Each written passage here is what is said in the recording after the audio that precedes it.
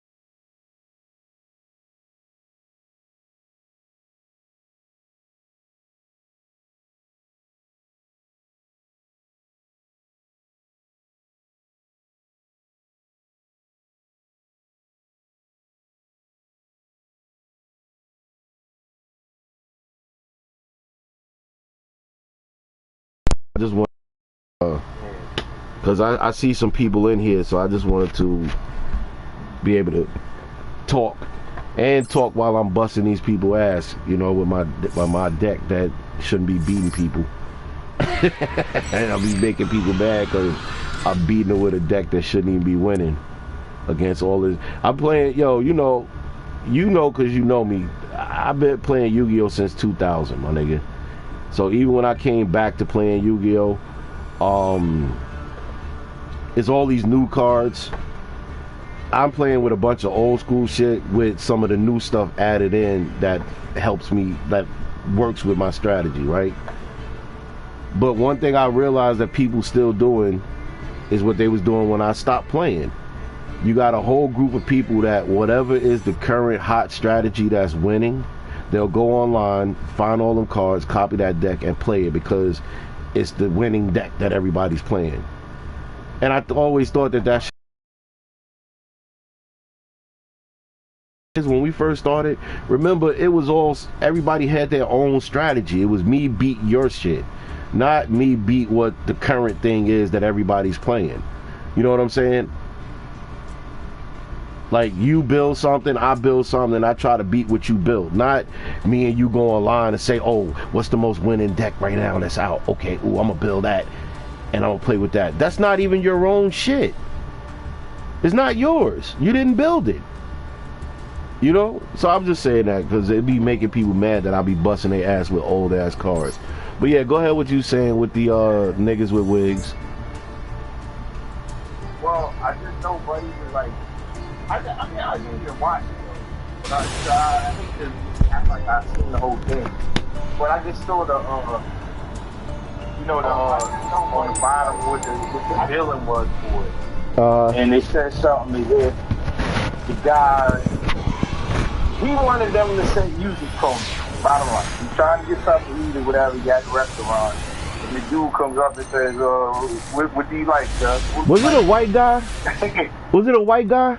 Yeah, It was a white guy. Looked like he got reddish like hair. I seen the video. I seen the video, and he went to all these different restaurants to try to force them to make like say the pronouns and shit, and he correct them. So that's what I'm saying. You might know more than I do, because I only saw the one clip of him in one restaurant. Nah, yeah, I seen him. He went to multiple restaurants. He filmed himself actually going to multiple restaurants, because the video he was trying to be like sarcastic, saying, I go to all of these places and they won't use my proper pronouns. Yeah, because he said you gotta say she or her or whatever and all this and that. The dude said, well, you're still a son. And the dude said, well, you're still a son. Yeah, I don't know what you want to be, but, you know, my parents told me to say sir. You know what I mean? Right. I don't know what to tell you. Right. I think that's funny how they want us to go against how we was raised. So I was taught to say sir or ma'am, but you want me to change what my parents taught me, you know, and go with whatever makes you feel comfortable instead of what that's the thing, instead of what my elders, who I loved and respected and was dead. Right. You want me to change my thought process. And that goes back to the conversation we just had before we got on. They want us to change what made us who we are today. You know what I'm saying? Like what the goals and values and everything that was already put into us. They want us to say, okay, all that was a lie. This is how you're really supposed to be. It's ridiculous, bro. Yeah, no, hey, listen. I agree. I definitely agree. You know, and I think that it's kind of wrong that you trying to force me to say something I don't necessarily agree with and then persecute me for not agreeing with it. You know, and then at the same time, if for us in the black space, nobody will respect not calling niggas. You know what I'm saying? Like, nobody, you know, like that you can do anything black towards black you want to. But everything else has to be this determination of you have to respect this one's noun or this one's word or this one's thing. But yeah, niggas saying whatever you want to say about them all day. You know what I'm saying? Like, yeah, that's okay. That's okay. But don't call her him or her, or don't call her. Wait. If he's a he, you still should say ma'am, even though it's a he. You know. So basically, what it is whatever pronoun they add, you say. If I go in the store and you say, excuse me, sir, and I'll be like, yo, I identify as a jellyfish, a $50, or a lampshade. You said a lampshade. Yeah. I'm either a jellyfish or a $50. Remember them coins that used to be a $50? That's what I identify as. I'm either a jellyfish, a $50, or a lampshade. So I need you to identify me as that. You know what I'm saying? Yeah, that's what I'm gonna start. That's what we should start doing. Let's all just be jellyfish. I want to be a jellyfish. I identify as a jellyfish. I won't be sure anymore. Please call me jelly. Please call me jellyfish. Oh my God. Yeah, that's what I want to be. I identify as a jellyfish. Please call me jellyfish from now on. I no longer want to be called. When I go to Starbucks and I order my coffee, I'm going to tell them to identify me as a jellyfish. So when they finish my coffee, they got to get on the intercom and say, jellyfish.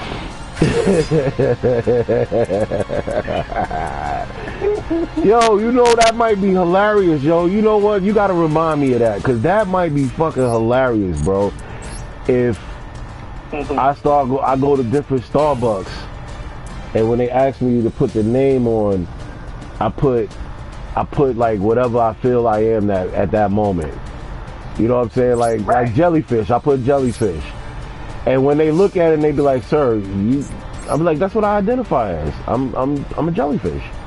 So please respect it and call me jellyfish when I offer my coffee." And then catch that shit on the intercom like, "We have a coffee for a jellyfish." That would be fucking magical, bro. Oh my God, would that be magical, my nigga? Cause the funny shit is now we gonna have to sit there and come up with the wildest names and shit that I can think of. You know? Pink Pony. Like I put Pink Pony. Got a coffee for Pink Pony. Pink Pony coffee. That's funny. No, you know what? Wait a minute. I identify as the President of the United States. Oh shit. You know it'd be funny? But don't put President of the United States, put POTUS. POTUS. Put POTUS. You put POTUS. Be like, Pages POTUS. POTUS? I said, no, wait, you said it wrong. Can you please say it the full way, please? President of the United States.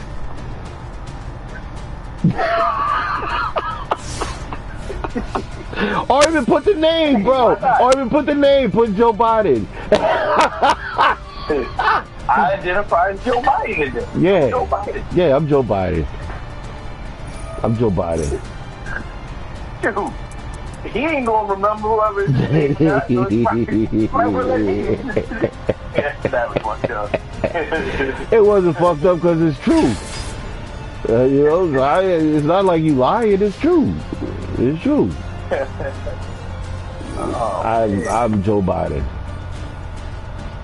Identify as Joe Biden. Yep. And then tomorrow I'm gonna identify as Kamala Harris.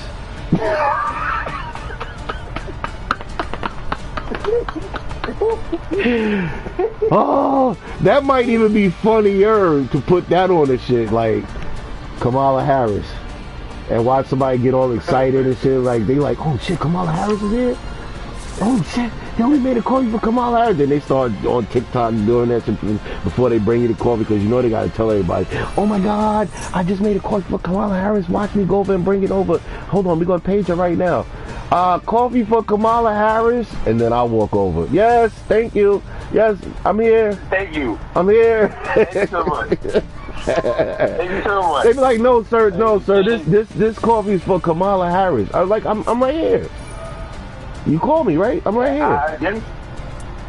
Today I identify as Kamala Harris. So.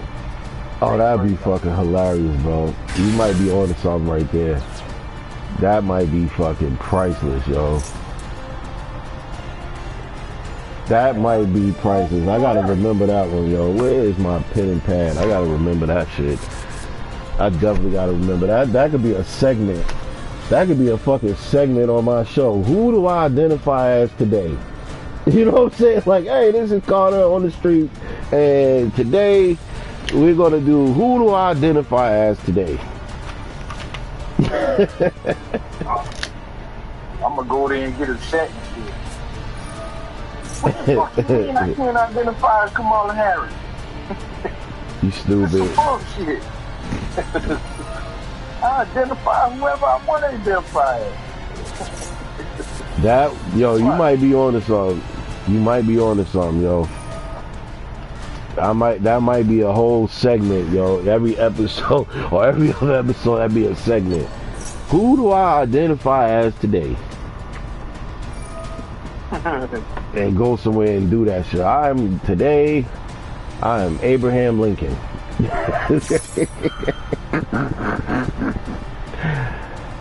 Today I am Abraham Lincoln. I don't appreciate the fact that people won't let me identify as Kamala Harris. This is some bullshit. Oh my God. That is funny. That is super funny, yo. I feel like I should be able to identify as Kamala Harris. Yeah. These motherfuckers, if men can identify as him, I mean her or she and whatever the fuck, I should be able to identify as Kamala Harris. Yep. Yep. That's where I am today. Oh, shit. I'm Kamala Harris. Because that's what I identify as. That's what I identify as today. You never know, it might be different tomorrow, but today I identify as Kamala Harris. Yeah. Yep. Nah, you on something. You might be on to something, bro. For real.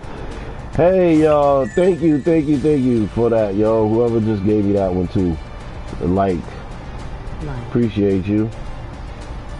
You know, even if, like I say before, I say all the time, even if you're not staying, you're just passing through, you can leave a like on the way out the door. Likes is free. And I'm sitting here talking shit with the one and only. Should I keep you anonymous? I mean, that's up to you, but I don't give a shit one way or the other. Alright, we'll say Jungle George the big shot. We'll keep it with that. AKA old Mr. George. Yeah. Oh my God, what is this? George. Old Mr. George. Oh, Mr. George. So yeah, God, that's what's up. Thank you.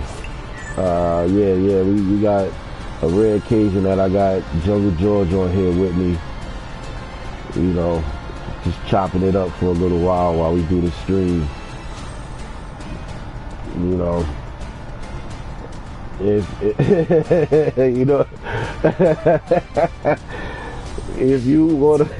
y'all feel brave enough and you pass it through, put in the chat what you want to be. I can't even say it with a straight face. What you want to identify as. I'm gonna identify as what do we say today? No, I'm saving Kamala Harris for when I'm in the street in the field. I will be we said a starfish, right? I identify as a starfish. No, jelly. I said jellyfish. Okay. No, maybe be starfish so too. I identify as a starfish. And Jungle G.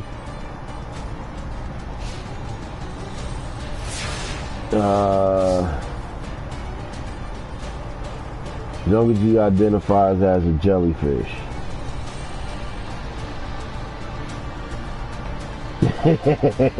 Yo, Lord. Alright, yeah, so I identify as a starfish, and Jungle G said he identifies as a jellyfish. Jungle today. That's what we doing.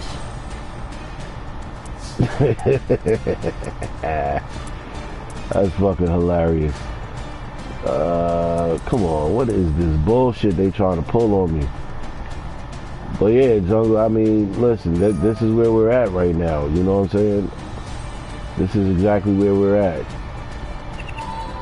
And what's sad to me is that we're there and people are cool with it, like it's nothing wrong, man. You know? Yeah. That's what's starting to really get me nervous is like how many people are not accepting what's right in front of their face. You know what I'm saying? Like it's right in front of your face and you like, nah, I don't see that. Nah. You know, like what's been the talk all this week, especially after last night, right? I don't know if you watched the Biden press conference last night, but my nigga, you know I'm not really in this politics at all. My nigga, shame on whoever in his camp thought that last night was a good idea. I actually had this theory that I had since last year, and I had this conversation with people that I really believe that there behind the scenes that there's like some secret, there's some Democratic coup that's going on where they don't want him to win. Secretly don't want him to win because, bro, it's so many things that's happening that you have to ask yourself, like, yo, why y'all let him do that? Like, unless he's in a position where no matter what they say to him, nobody can tell him nothing. You know what I'm saying? Like, because maybe that's the case. Maybe that's the case, yo. Like, maybe nobody can say nothing to him. And any rationale, oh, I shouldn't have did that. Damn, I should have went with the other one to get this little fucker out of here. Any thing that's rational, logical, or a good strategic move, they just like, nah, we're not gonna do that. Because, bro, all the conversation about the debate that happened, all that conversation about the debate that happened, right? And that whole meltdown, it happened. People want to act like it didn't happen? It happened. People want to act like they didn't see it happen? No, it happened. But then to double down and say, all right, we're going to let him have this press conference, and then he have another meltdown, and everybody is like, nah, I didn't see that happen. Like, no, it happened. Yo, last night, he said, when he talked about how he made the right decision to pick his vice president, you know, and he said, yeah, and I made sure, and I made the right decision to pick my vice president, and I picked Vice President Trump. And everybody in the press conference was like, huh? And then he said it again, and not even realizing that he said it. Oh. Like, you know what I'm saying? Like, so you picked Vice President Trump? Like, huh? Bro, it was so many things that he said last night that clearly you could tell he is definitely not in his right mind and he's off. And then got the nerve to get mad at the end when somebody called him out and said, hey, you know, earlier when you were talking about how you picked Vice President Kamala, you referred to her as Vice President Trump. And he said, right now, Trump is online making a mockery of you and jokes about it. What do you have to say about that? And this motherfucker said, listen to him. Like, what the fuck does that even mean? He said he was right. Yeah, like, what are you talking about? Huh? Dude, what the fuck? Yo, it was so many things he said last night that was completely either off or out of left field. But it was disturbing. And then he started, he kept doing this whisper shit where he would be talking and he's saying, yeah, and you understand why it didn't happen? Because it never happened. Because when you look at the numbers, it just wasn't there. I swear, just like that. And nobody was like, sir, this is weird. This is weird. But then when you go online and you go in these other spaces and look at what people say, motherfuckers acting like they didn't see that happen last night. Not at all. And there's another conversation I need to have, bro, with somebody, even you, whoever. But I don't know if you don't really be on your Instagram like that. Oh, this nigga done blocked my whole shit. What? Oh boy. Well, yeah, your boy DL Hughley. I don't know what the fuck's going on with this nigga, man. Like I can't even hold the same level of respect like I had for him, bro. I ain't gonna front. I be getting at him heavy in his chat or on his Instagram page. I stay going at him, but it's like this dude is going crazy. Like, the election got this nigga losing his mind. To the point where, like, even people in his own base is like, dude, how much are they paying you to say this? Yo, if you go on his Instagram right now, right, and just go on the main page where you can scroll and look at all the posts, just look at all the posts. From day in to day out, all day, bro. Like, Trump has consumed his life, my nigga. Like, everything, all day. Every day for the last year, bro. Like, this nigga don't tell no jokes no more. He don't talk about, like, his radio show no more. He don't talk about nothing else in life no more. He's just... It's starting to look like an obsession, you know what I mean? Like, it's an obsession, and I'm really concerned, like, if this nigga is mentally okay. Like, really, bro, because there's certain things as a healthy obsession and an unhealthy obsession. And what he's showing signs of is the signs of an unhealthy obsession.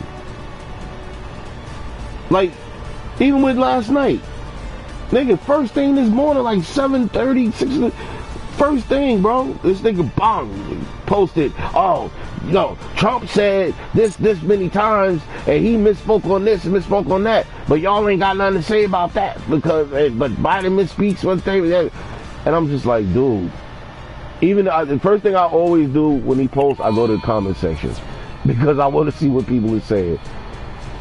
And it's a lot of people is turning on him as far as saying that it's looking like you are a heavily paid Democratic plant.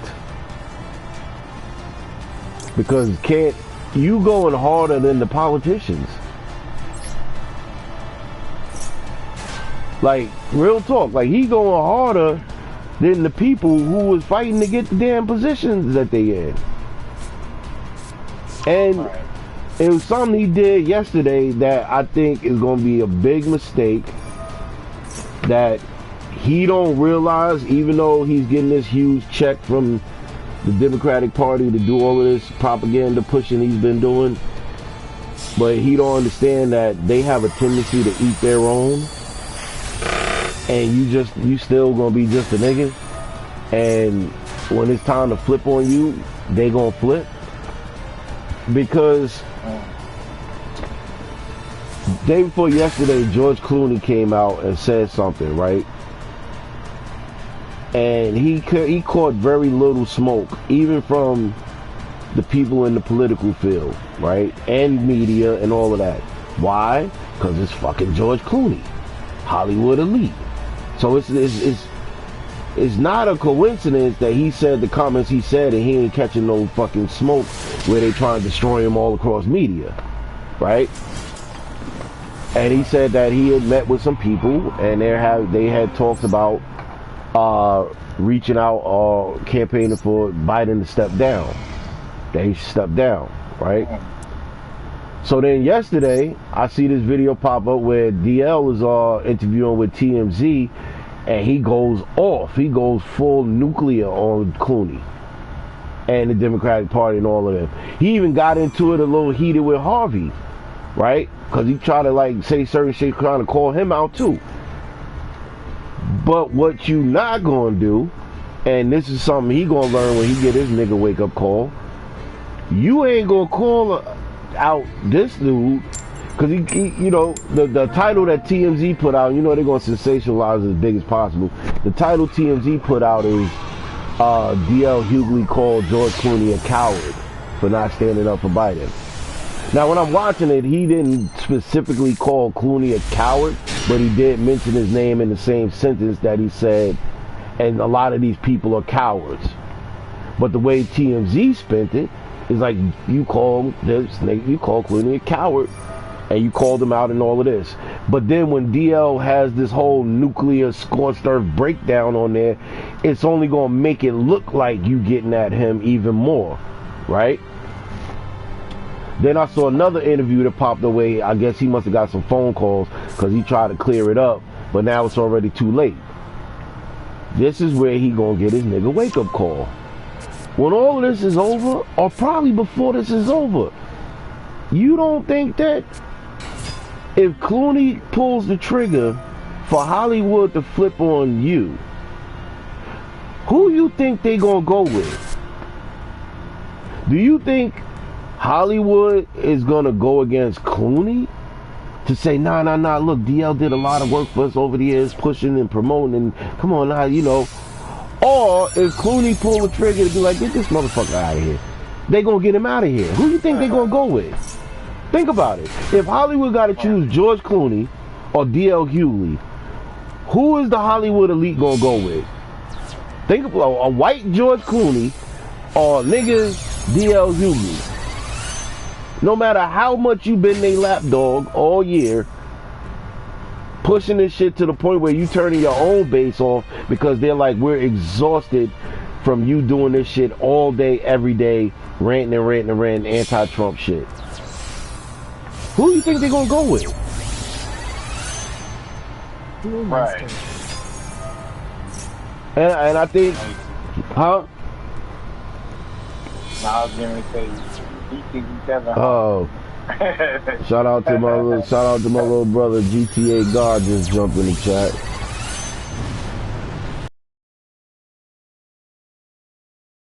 Bro, we on the dueling. Oh God. Then again, now I think about it, George Clooney might be higher than Kevin Hart on certain A-list. Of course, no, yeah, of course he is. What's up, man?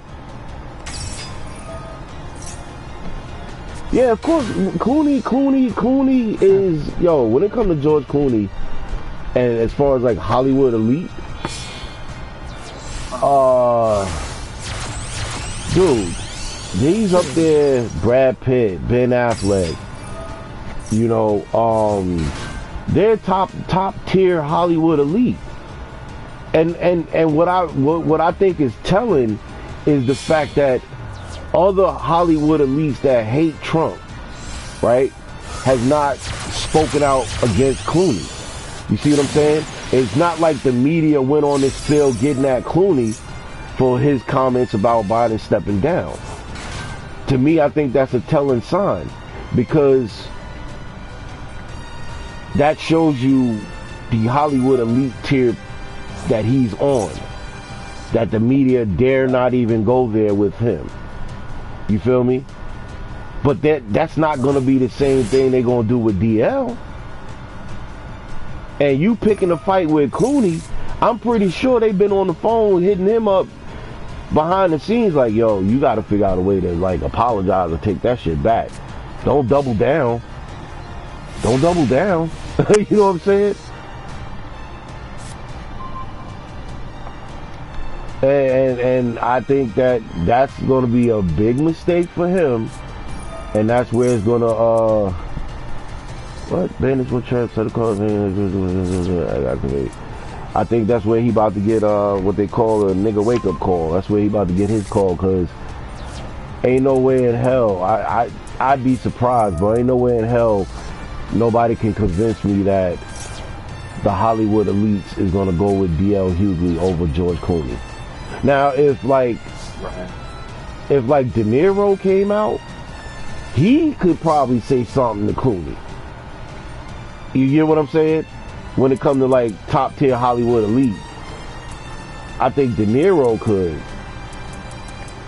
But yeah, because I'm looking at like last night when he made the comments, and like how fast that it turned into a wildstorm. Especially, bro, I knew it was over as soon as TMZ picked it up.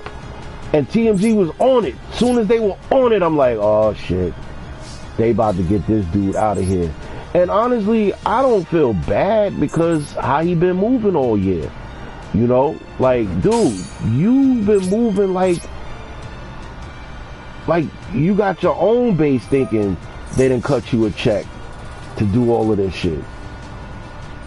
And what's gonna happen when they flip on you? You think you gonna come back to us? You know what I mean? You're like for example, and I know I want to see your opinion on this too, because I actually was giving him smoke, and whoever handles his Instagram actually responded. We had a little back and forth, and I got the receipts on that because I cooked. I don't even think it was him, because whoever went back and forth with me, I cooked their ass to the point where they just had to stop because I cooked them. Talib Kweli. Talib Kweli, my dude. You had a back and forth with him? Now see, because it's his Instagram page, and he fronting like it's him, on the face value, yeah, I had a back and forth with him. But in my personal opinion, I don't think it was him. I think it's a handler who they pay to manage his, because that's what they do a lot. They'll pay, a group or a company to manage their Instagram account as if it's them, right? And then every now and then, occasionally, they might jump into their Instagram account, and say a couple of comments. But then whoever it is the handler, is doing it most of the time, but talking as if it's them, right? And I think, honestly, if I'm correct, I kind of think Instagram got him out of here and timed him out because of this shit that they were doing. So what it was he's doing the same shit kind of like what DL's doing, but without one thing that would get Talib timed out, but not DL. Anybody who didn't agree or doesn't agree with what Talib is saying, even if you coming to him realistically or you coming to him logically, you coming to him cool, like, yo, listen, I love you, I got love for you as an artist, your music, this, that, and the other, but I disagree with this point that you putting out right here. You know the first thing this nigga does? He puts an arrow on your name and says Nazi alert. So he started calling everybody Nazis. Just from disagreeing with him, Jungle. Like we are allowed to disagree with each other. I'm surprised he ain't get in trouble for that, because that's one word even I might stay away from. Bro, I honestly, I think that's why they ended up timing him out, because it started going too crazy. You feel me? It started going way too crazy, and a lot of people in the beginning, his supporters and people in his fan base was co-signing the bullshit. Like, yeah, get him out of here, this, that, and the other. But then once it started getting to the point where it was illogical, like where it would just be like you say something and I just jump in the comment section and say, yo, I understand where you're coming from, but I kind of disagree with this point here and this point here. Just from you disagreeing with him, he'd be like, get off my page, you fucking Nazi, and then put a little arrow next to your name, Nazi alert, pay attention, it's a Nazi. And a lot of people started, after a while, a lot of people started responding like, yo, my dude, I'm a black dude. What are you talking about? All I did was disagree with your point, trying to have dialogue with your point and my point. Why do you feel like you have to attack everybody that disagree? Like, and that's what I go back to with this nigga DL. Why is it that these people are feeling that they gotta force this narrative? And that goes back to what you were saying with the pronoun dude. Why are we in a time where everything has to be forced? You have to agree or else. You're on my side or else. And it's like, dude, nah, we can have a discussion and a debate. Or I can clearly say we can agree to disagree. Or I could say I don't agree with your point. Or I disagree with that. Or maybe I agree with X, Y, and Z, but I just don't agree with that last piece of what you said. But that's no reason for you to say, well, if you don't agree, you're a Nazi. My dude, I kept the discussion. I kept the I kept the back and forth that we had. Huh? Huh? Go ahead. Nah, you saying so I what? was just saying, like, I was saying he feels too comfortable calling that word out. That's not a word that you should be. Like, he's calling it out like he's playing Yahtzee or something. Yeah. Yeah. Even I ain't gonna go that far to bring. You know, like, I think. Now, I don't know if that's just true or if that's urban legend, but ain't that like banned in Germany? Like, you can't even say the word in Germany yet. I think you can't say the dude's name in Germany, right? I think so. Or is that just urban legend? I think it's very sensitive. Like, you can't just be certain stuff like that. You can't even say in Germany. You can get in trouble. So I don't know. I'm not too. I don't play around. So you know what? I don't play around with. Yeah, I think really they got him play out around of with real life tragedy. You know what I'm saying? Mm-hmm. So I don't really, even though I get it. You know how people like had the slave jokes or the Holocaust jokes and stuff like that. I get it, but to me that's too sensitive. Like, this is, you know, people who actually got castrated. You know what I'm saying? Tortured. I don't like playing. I don't like jokes like that. You know what I'm saying? I don't go with that.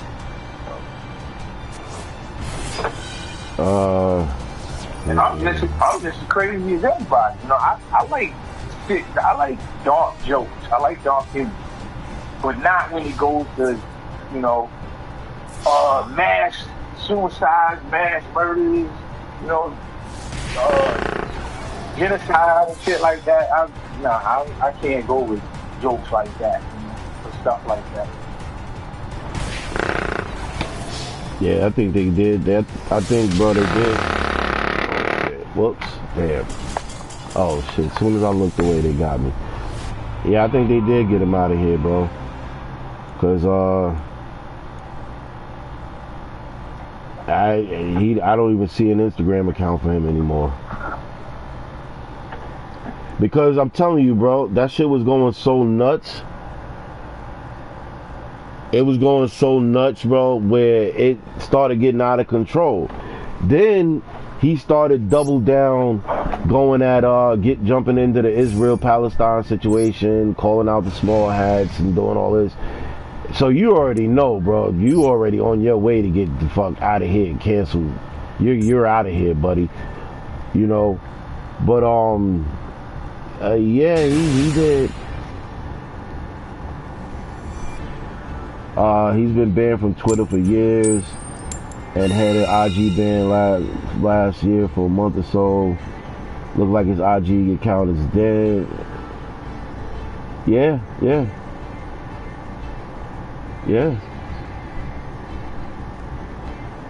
but this is because of that, though. What's it because of? Because a lot of people say it's because of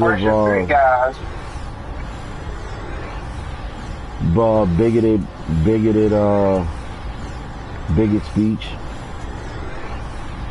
But that's like when we had our back and forth, my nigga. That's what made me cook whoever, and I even called that out. Whoever you are behind this Instagram account, because I said I don't even think you're Talib, because the way you're talking and what you're responding to, and the way you can't host and structure a debate against me, and I'm cooking you like this. I don't think this is him.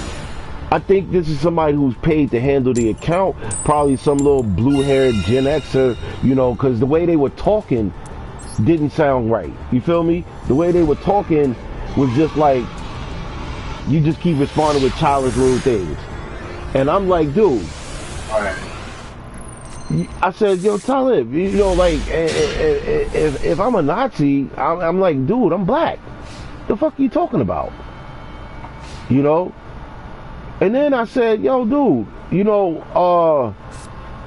that wasn't the, you know, if I'm a Nazi and I'm a black man that live in the black community, so I mean, I guess I'm a Nazi from a Nazi community, you know, and I said, if that's the case, this is the same community that we let you come here and film the video, nigga. Your biggest hit that you had, you filmed right across the street from my aunt's house. You got footage in front of her crib. A Nazi crib. So then you're a Nazi too. You know what I'm saying? Like, and then I went to the video, nigga, and I pulled up the screenshots from the video. I said, see, and I put little arrows. I said, see right there, aunt's house. See right there, you know, see right there, my hood. You came here, bro. You came here. You was singing and dancing in the rain. It wasn't even raining that day. And just by the way the person was responding, like, well, no, blah, blah, blah, blah, blah. I'm like, I said, you know what? Maybe this ain't you. I gotta find that, bro. I gotta pull that up. I got it in a file somewhere with my back and forth with them. Cause I was gonna do a whole episode about that. Like, yo, Talib Kweli called me a Nazi. How the fuck does that happen? And it was all because, really, it was because I didn't agree with the point he said. I was just like, dude, you know, like, that's a little far-fetched. You reaching there, bro. Then they put like a little arrow and it said Nazi alert with exclamation points. And I said, what the, how dare you? Oh, we about to go at it, bro. You know? And then there's a lot of times where it's been like fans too, right? Fans. Like, oh man, I love your music, this, that, and the other, but I just think you reaching a little, don't agree with this part. Don't like my music then. I don't need people like you liking my music because I don't want Nazis supporting me. And the person would respond like, dude, chill, calm down, bro. I said I like your music, you a dope rapper, you know, from a dope era. I just didn't agree with this. And now you like, fuck your fans? If you don't agree with me, fuck you. I don't need you as a fan if you don't agree with me. Now you alienating people that like you. But what I was just reading in this Reddit post in regards to him, I feel the same way, because when you see him on his YouTube channel doing his interviews, it ain't the same tone and temperature that it would be on his Instagram account, which makes me think that it's somebody else handling that account. And whoever it is, that's still his fault, though. I agree. You need to check that. I agree. Because now if it got you banned, oh shit, I didn't even notice my boy had hit me. I'm gonna send it to him. Just a couple people asking me what's my YouTube channel. No, I agree completely, 100%, because now if that person who is from whatever company paid to handle your account is doing it to a level where it's got you banned from Instagram and then banned from this and banned from that, then yeah, you need to handle that, player. You know what I'm saying? Like that, you know, that could cause you to lose bread. You know, I know you've been in the game for a long time, but what happened? I know you've been in the game for a long time, but is your M's up to that level where you can say fuck sponsors and fuck that, I've got it, I'm good, I ain't got to worry about that forever? You know what I'm saying? Like I don't think so. I know you probably got bread, but are you on that level where you can say I can fall back, never have a sponsorship or anything again, and I'm good? I can live off of royalties of my one hit. I don't even think you got bread like that. And I never was a big Talib Kweli fan. I wasn't even a big Mos Def fan, but I definitely wasn't a big Talib Kweli fan. I like Mos Def better than Kweli. Yeah, absolutely. Way much by a landslide. Yeah. But this goes back to what I was saying to you about dudes getting a nigga wake up call, because I think that's what happened with Talib. I think you were going so hard because you were reaping the benefits so far left and so far promoting agendas that when you started to speak your mind against something you really stood for and had a problem against, you see that them elites ain't gonna back you. And not only are they not gonna back you, they're gonna get you the fuck out of here. That's what I feel is about to happen with this dude. Cause, bro, just from the mention of me speaking of it, and as soon as I went on Instagram, first thing pop up DL rants about last night and about this and about the interview. Yeah. I want to tell you that. How to move your own batteries. Yeah. Got a coffee thing. Spill it. And at the bottom of the the charge pack, just spill it onto it. So I moved on to a sour coffee that grinder. Alright, just unplug it. Alright. Yeah, unplug it. Coffee? Yeah. Alright. Somebody probably open it up. It shouldn't be overfilling like that. What it is, it's dropping from the top, and then at the bottom where the freezer's at, it's still dropping down from the freezer, whatnot. But I mean, somebody open it. Alright, so I'm gonna plug it now. Yeah.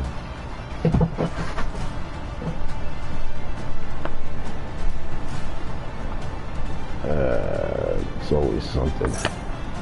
But yeah,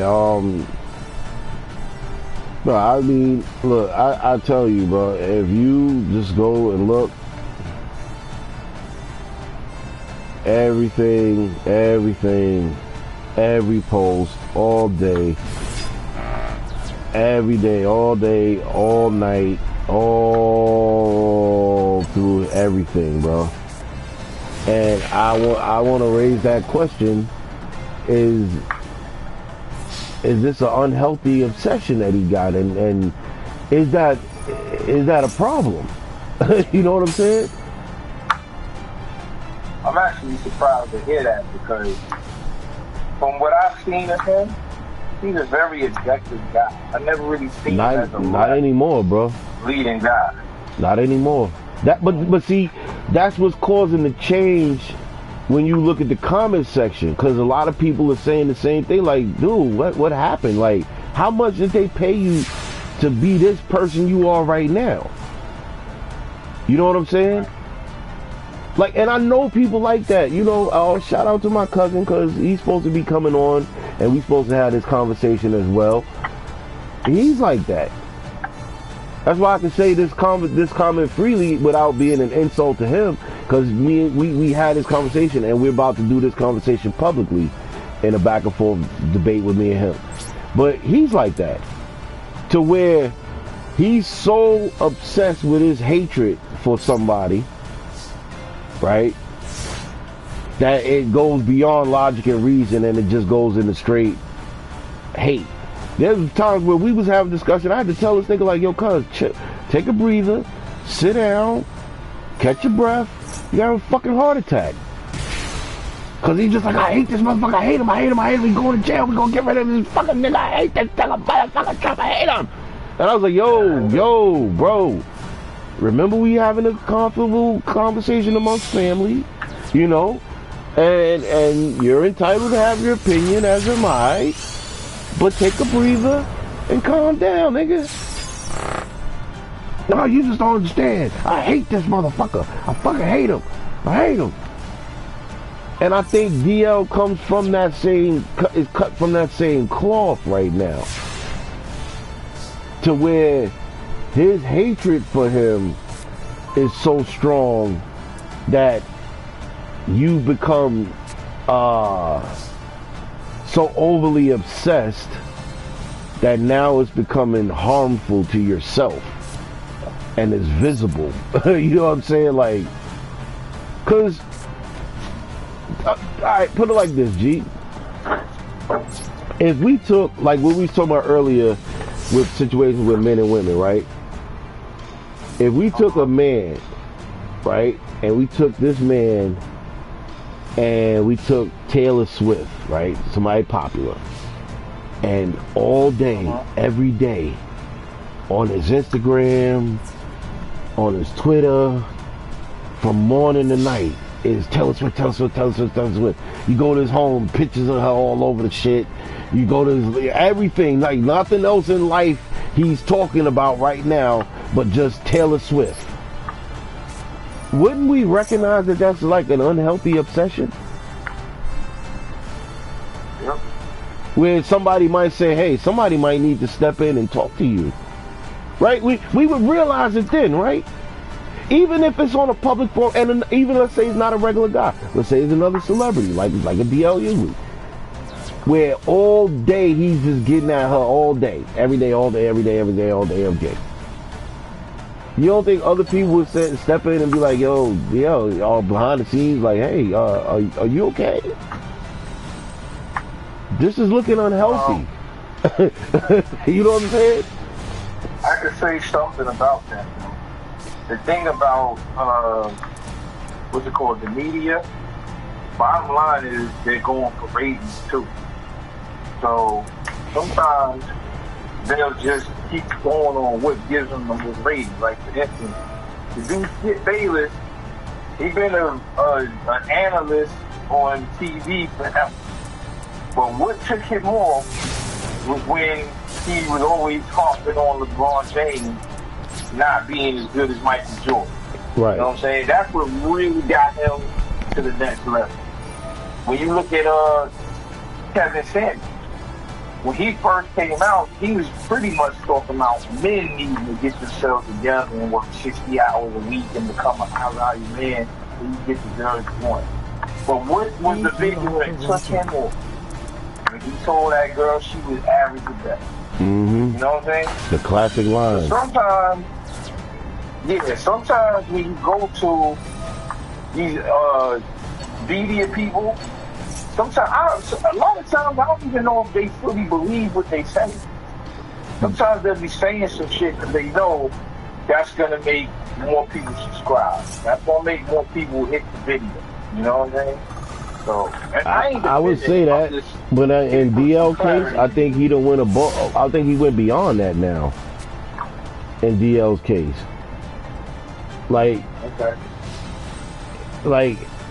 especially with what happened yesterday with the whole with allowing TMZ to spin it with you calling George Clooney a coward. Because I don't think that's going to end well for him. I think it's going to lead to him getting his nigga wake-up call. You know what I'm saying? I really don't see that ending well, especially the way TMZ was trying to spin it. You know? And the fact that he, like I said, he got so hot with Harvey, I was like, oh shit, like Harvey starts sweating, turning red in the face. You know, and you got to think about it. Yeah. Yeah, you know that's he's protected. He's a very protected agent. You know what I'm saying? And one thing he's protected by like 5 different. yeah. Protected by like 5 different. Yeah. And the last thing you want is to have a smoke with TMZ. You don't want that smoke,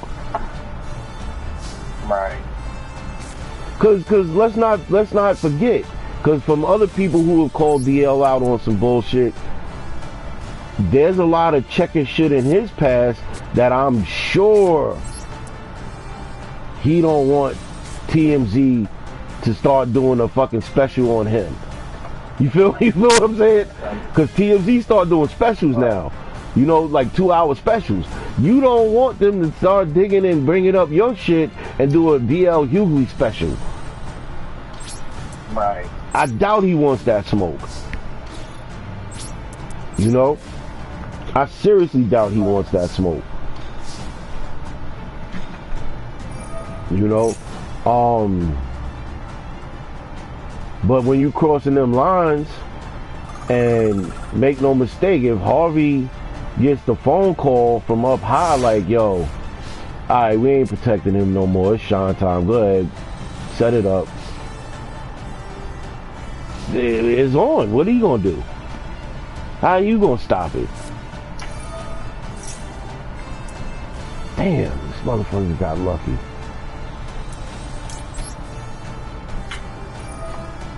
You know, yeah, so I mean, like, I don't think he wants that smoke, but I think he's not going to stop because he's so overly obsessed with with Trump right now.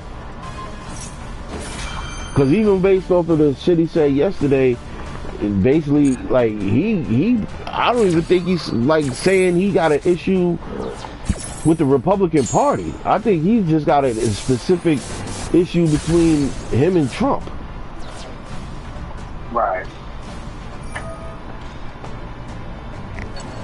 You know? So, yeah, I just think, I'll hold on, let me see something. I don't know if you'll be able to hear this or not, though. Hold on. I find the whole tone of this insulting. I really do. I find the whole tone of this insulting. I really do.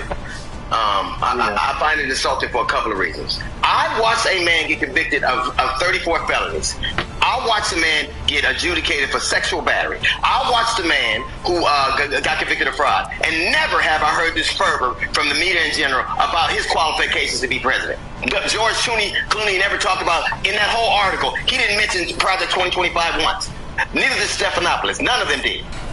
But you're going to tell me how somebody's old? The polls are showing a downward spiral. That is not true. Joe Biden. That is not true. Well, it is. That is not true. Every poll, DL, is showing that. But virtually where they were. The polls are virtually where they were. Let me pause that real quick. No, they're. Hold on, let me pause that real quick. And you can. Yo, that right there is my cousin. That right there, and I'm gonna make sure I got this clip where I have my little back and forth with him. That right there,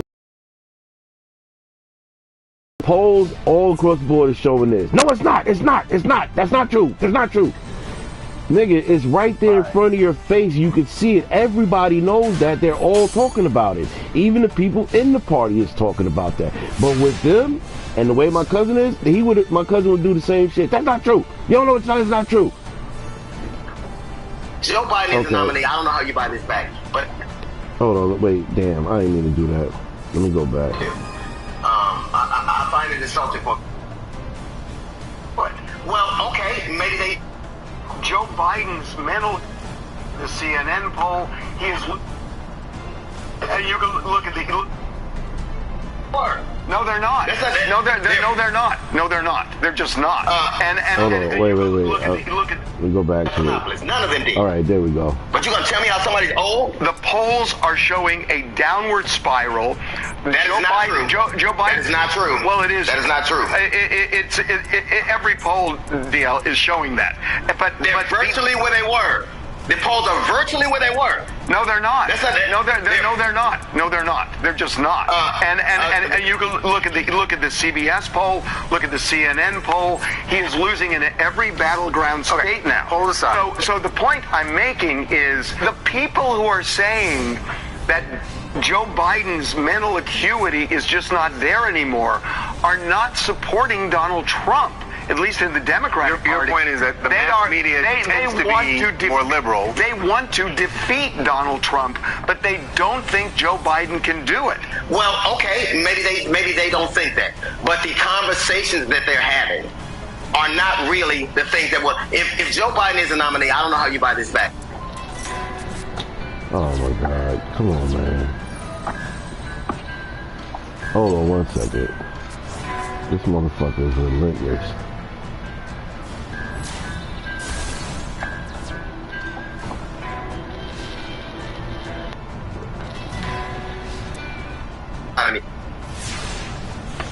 I hate when that happens. Alright, let me do that. I hate when that happens, when shit interrupts my damn. I respect people's right to have their vantage point. But for me, there's a decided difference between somebody being disappointed with the outcome of an election and having a disastrous result from it. So if we're going to have conversations, let's have conversations what is really at stake. The worst that would happen is if Joe Biden couldn't do it, a very competent, capable woman would step in and do it. So how is this a real argument? How's it a real argument? Your point is stick with the incumbent because history shows you have a better chance with the incumbent, and if it doesn't, and if he can't continue, you have a good backup. So what is the worst that can happen? What is the worst that can happen? What Democrats are saying, the worst that can happen is that Joe Biden, the handwriting is on the wall, and he's going to lose the election. Ain't I Democrat? Don't I talk to millions of Democrats all the time? Why is it that George Clooney? Here's the truth of the matter. We have a decidedly different vantage point of what we need for this country. We do. We have a. If you look at the demographic breakdowns of the Democratic Party and how they break down and why they vote the way they do, we have a different vantage point. And all of this hand wringing, one of the reasons Democrats have problems because they oftentimes look like feckless cowards. Cowards. Yeah, I understand what we're up against, but we've had worse. But to have these conversations and not one mention the remedy, which you already have, is that a competent vice president who's already leading in the polls would take over. It's a false narrative. You never mention that, and you never mention there are people who are saying in the Democratic Party they want Kamala Harris to be the standard bearer for the party. They got her. They already got her as a standard bearer, not as a vice president, as the actual candidate. As the candidate. Let me tell you something. Why would you right now make a president in this culture lesson a lame duck? It's stupid. Because he would lose to Trump. You know what? Here's what I'll say to you. I'm bored with all of this hand wringing. What it is the fight we have. If he stays, then I got to find a way, and people got to find a way to win. If he doesn't, we still got to find a way to win. Stop having this argument with me. I'm not talking about you in general. With the people, if the worst that can happen is that Kamala Harris takes over. The worst that can happen. The worst. You don't have to give him the power and incumbency and this. And if you're going to have a conversation about how old he is, have a conversation about how old they want to take this country back to. Never once have I heard this conversation in any substantive matter for anybody. And my people and communities of colors, everything's at stake for us. And to have these conversations about George Clooney, yeah, he's not the man he was in Ocean's 11. What are you talking about? That's crazy to me. That was a good one. I ain't gonna front. That was a good one. That was a good one. Who just don't understand. I was so happy to hear him finally tell a joke after a year, 2 years. Name me a time when somebody gave up the incumbency and won. If you can vote that was for a good one. felon, I can vote for a cadaver. If you can vote for a convicted felon, I can vote for the crypt keeper. I'm voting because there are things that are so concerning that I can't let this happen. And watch these. It is so cowardly, it's ridiculous. Okay. I just wanted to let you hear that. All of this insulting. So what you get from that, Jungle? I mean, that's what I'm saying. I'm not that big in politics, but everybody knows that the big thing is everybody saying his homeboy is not competent anymore. So it's like, you know, he's stumbling around and shit. He's falling off of bikes and shit. Well, hold on real quick, not to cut you. I just want to add something to it. Because I really wasn't saying as far as the politics aspect, but the DL aspect of it. Because if you notice, now, even though I sound like I ain't feeling homie right now, I still can be objective and give credit where it's at. I remember I told you from the beginning, TMZ spent it where the headline said, DL calls George Clooney a coward. But in the interview, when you listen, he never called George Clooney a coward. He never said directly called him a coward. Some Democrats he said it's some Democrats that are being cowards. He didn't say particularly George Clooney. Right. But then the fact that TMZ spent it, and they're spinning it like that big ass fucking headline, DL calls George Clooney a coward. Isn't that like they're setting a narrative? Because you see how heated it got at one time, right? You see how heated it got. Maybe Harvey didn't like the way DL was getting at him. You know, there's a reason. I think there's got to be a reason why TMZ spent it, and other platforms are spinning it like DL called him a coward when he didn't. And like I said, even though I sound like I'm getting at him, you see in this moment I'm being objective. I'm taking up for him because I know he didn't say it. Now, a lot of that other overly angry shit that he was doing, I might not agree with. You feel me? Because that reminds me of my conversations with my cousin. Like, when a motherfucker can tell you, like, yo, listen, the polls say this. No, they don't. The polls don't say nothing. No, everything says that. They don't say nothing. I don't see. No, you're wrong. Like, dude, it's right there in front of your face. You can't sit here and deny what's in front of your face. And then once he had to accept it, he moved the goalpost and tried to change it. Like, well, okay, if that's the case, but then we still got to worry about this. Nah. You got to worry about that your man is looking terrible, and y'all afraid to address it. And well, so I would say it's no way to address it either, because the problem is there's no other candidates either. But that was by design. That's them. Biden on winning.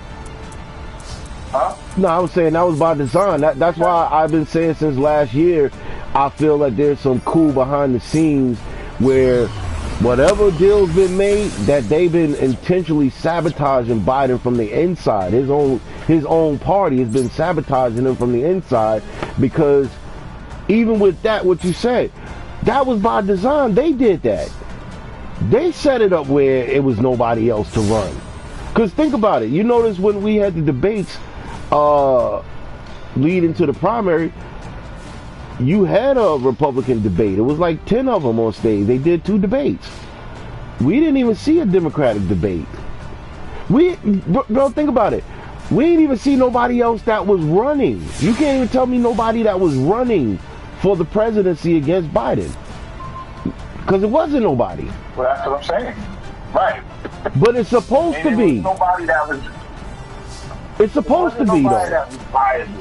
Yeah, but even not if really, no, but what I'm saying, Jungle, even if it's not, but even if it's not, according to the way the things are supposed to work, you're still supposed to allow it to happen. Like, there's still supposed to have been a couple of people running against him, even if they knew they wasn't going to win, or even if they knew they wasn't trying to win, because everything was set for, we backing him.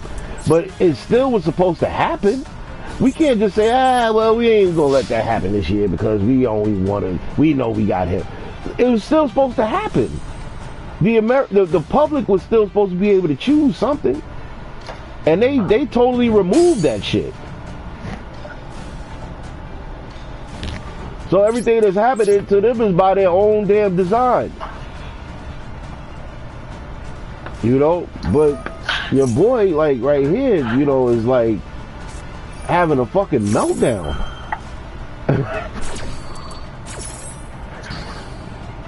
Yeah, I mean, I don't know. He sound the way he normally sounds to me. Without, like you said, he didn't kind of any jokes and stuff. I didn't really know his politics until listening to that. I didn't know he was like even a fan of Biden. But, because normally when I see him talk, he normally talk about like black people and shit. You know what I'm saying? Like whether with the Black Lives Matter thing, and when that dude George Floyd died and all that type of stuff. That's normally his political thing from what I know. I didn't really know him as much of a savant in politics. And that's why I stay out of politics too, because I know so I don't want to sound stupid. You know what I'm saying? I don't want to talk about some shit that I don't really know much about. Right. And it's like, yo, you sound stupid trying to act like you're some type of professional in this when you know you ain't really doing your homework. So me, I haven't really done my homework to truly have any real opinions on politics. Yeah, I feel you on that one. I definitely feel you on that one. Yeah.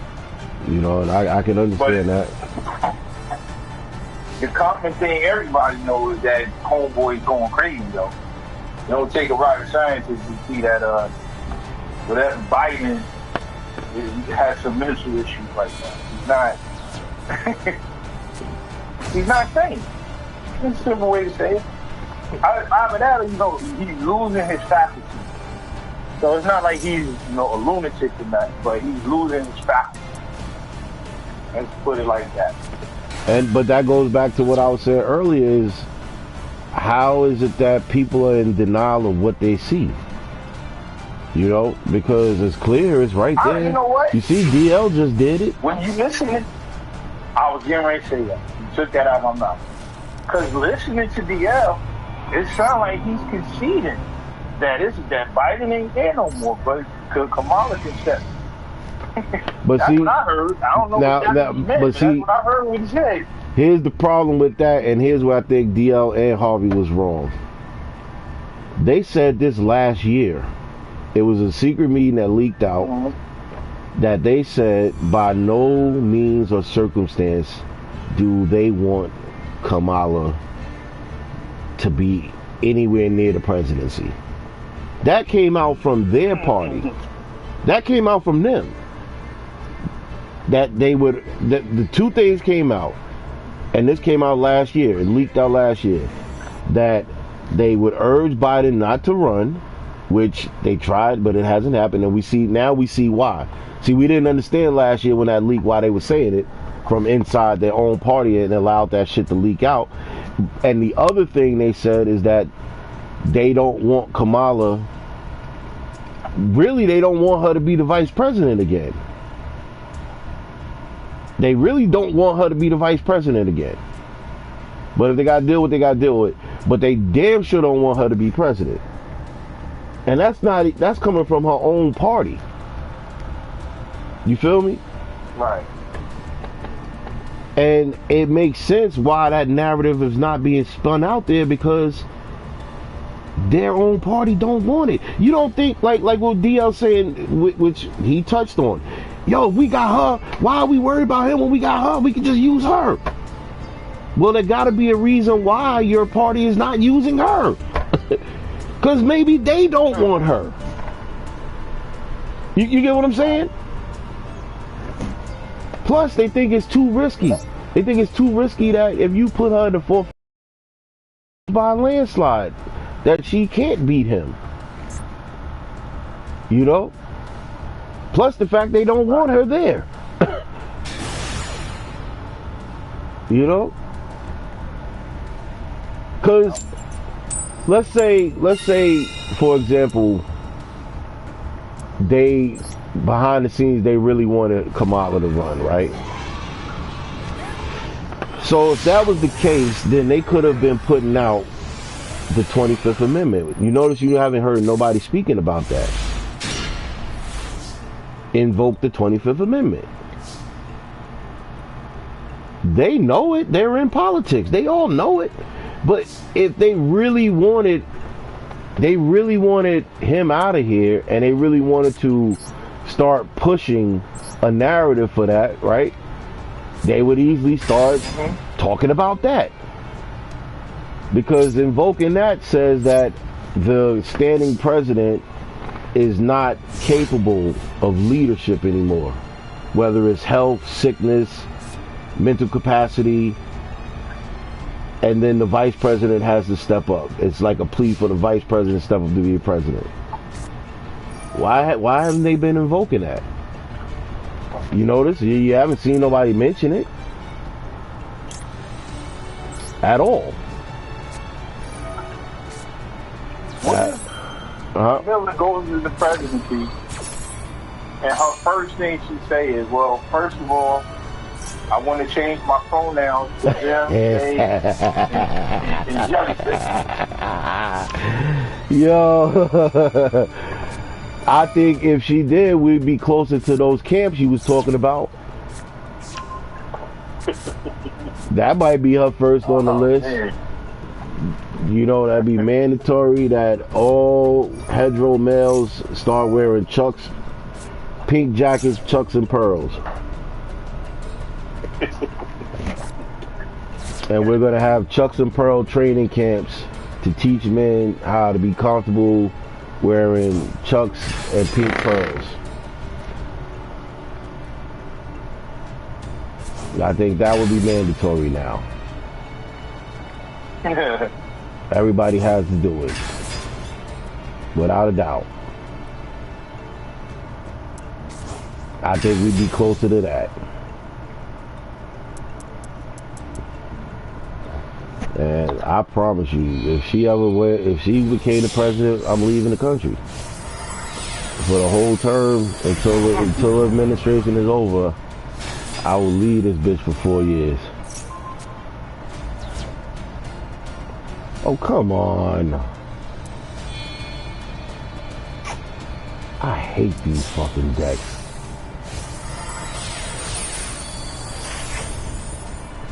Come on, man. You better kill me in the first term, man. You better kill me in this first term, you son of a bitch. Yeah, he about to.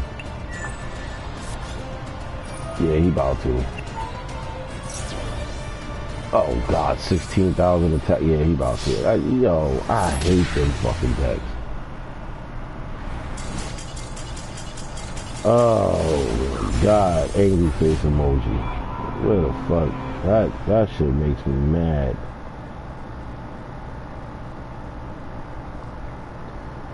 Those type of decks really suck. It makes me very mad. What the hell?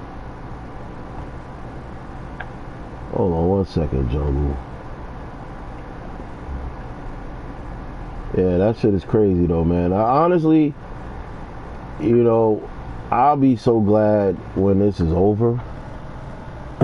You know what I'm saying? Like, win or lose, whoever gets it, whatever, I'll just be glad when it's over, so maybe people could go back to fucking not being so emotional. Like, the emotional levels on this shit is so high.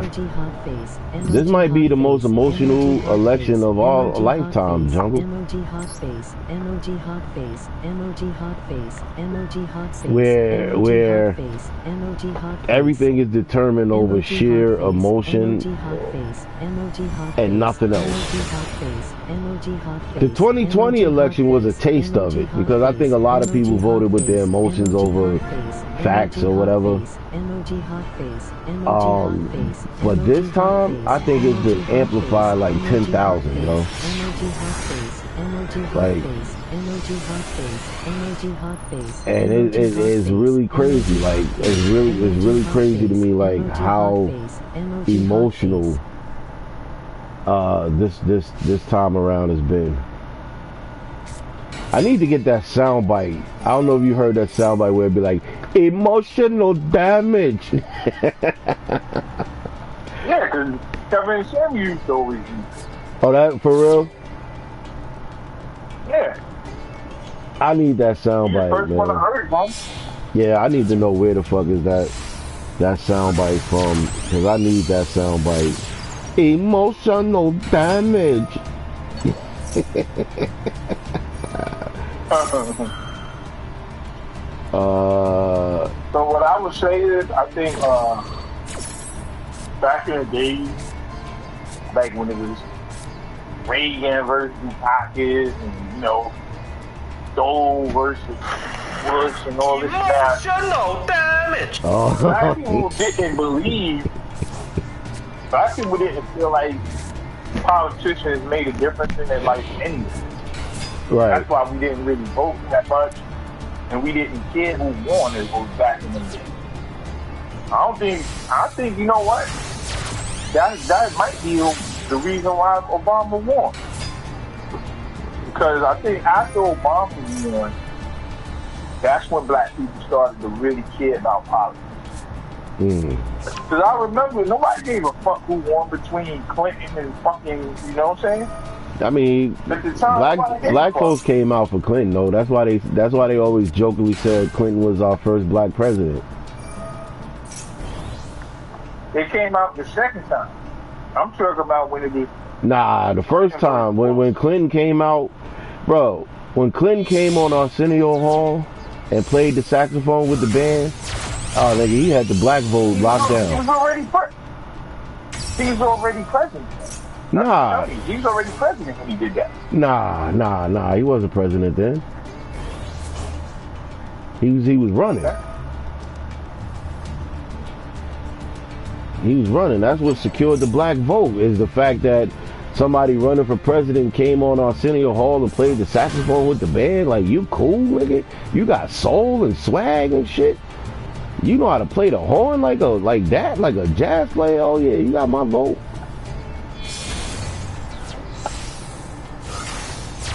Let me just double check though. I could have swore that that was it.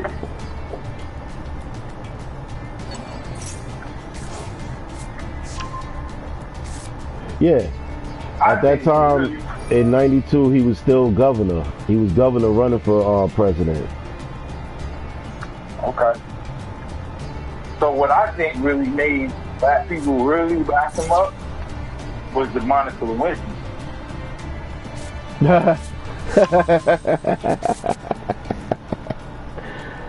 Please explain. Well, shit. Bottom line is it made him cool. A president got his dicks up in the Oval Office You know, it's funny because that's one of the things they trying to spin with the Trump situation as well. That they're saying that him catching charges and going through this whole court shit is making him identify more with black males, and that's why a lot of they're looking at him like he's cool and shit. Because it's like you going through what we going through with the system, you know? Yeah. It's funny you say that because that's definitely what I've been hearing a lot with the spin with Trump, and is the fact that he's going through the charges making him seem cooler with the black male demographic. You know, because it's like, shit, my nigga, you getting stuck by the man, nigga, I'm getting stuck by the man too, nigga. Yo, they try to put you in the Fed, nigga, I just did 19 years in the Fed, nigga, you just like me. You know what I'm saying? Like, that's like, I mean, I'm 50-50 on that, but I definitely have heard conversations from the moment that he got that verdict, and then his numbers went up, and then the black demographic, black male, let me be clear, black male demographic numbers went through the roof.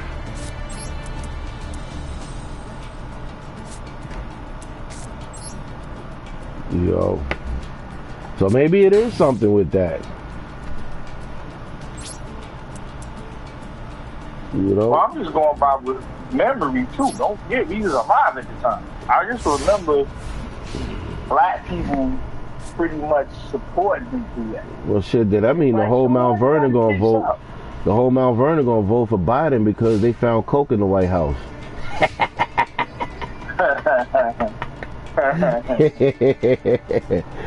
Everybody that be at the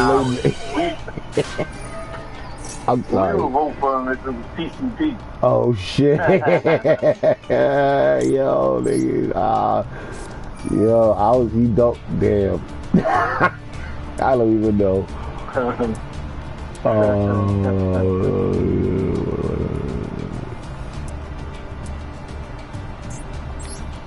That's funny. It's just jokes, Mount Vernon. Don't y'all get mad. Niggas be out here. Yeah, wait till I see that nigga. Yo, nigga. He think that shit is funny.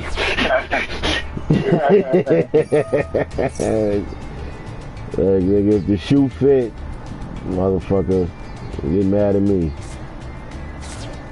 I know what y'all doing. I got something to talk about because I'm looking at it. What you think about this cat Corey Hardrick, who was Tamika Mowry's wife? I mean husband. Or was it Tia Mowry? Whatever. One of the girls that be on that show.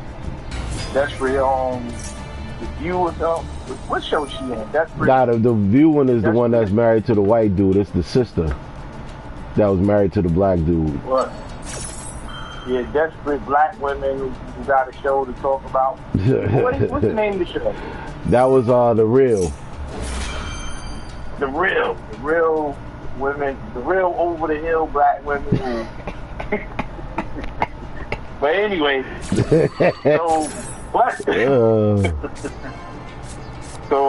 Buddy went on a show pretty much saying how much it broke his heart and how his family meant everything to him and how he cried for days, for nights, cried many nights about divorcing him. So what's your take on that? Oh, what's my take? Hold on, I'll tell you right now. From what I understand, emotional damage.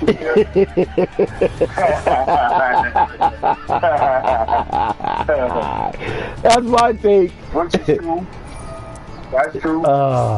So he pretty much had a decent relationship with this woman for, I don't know, a decade or longer. I don't know how long they were together. But one way or the other, she decided that they needed a divorce.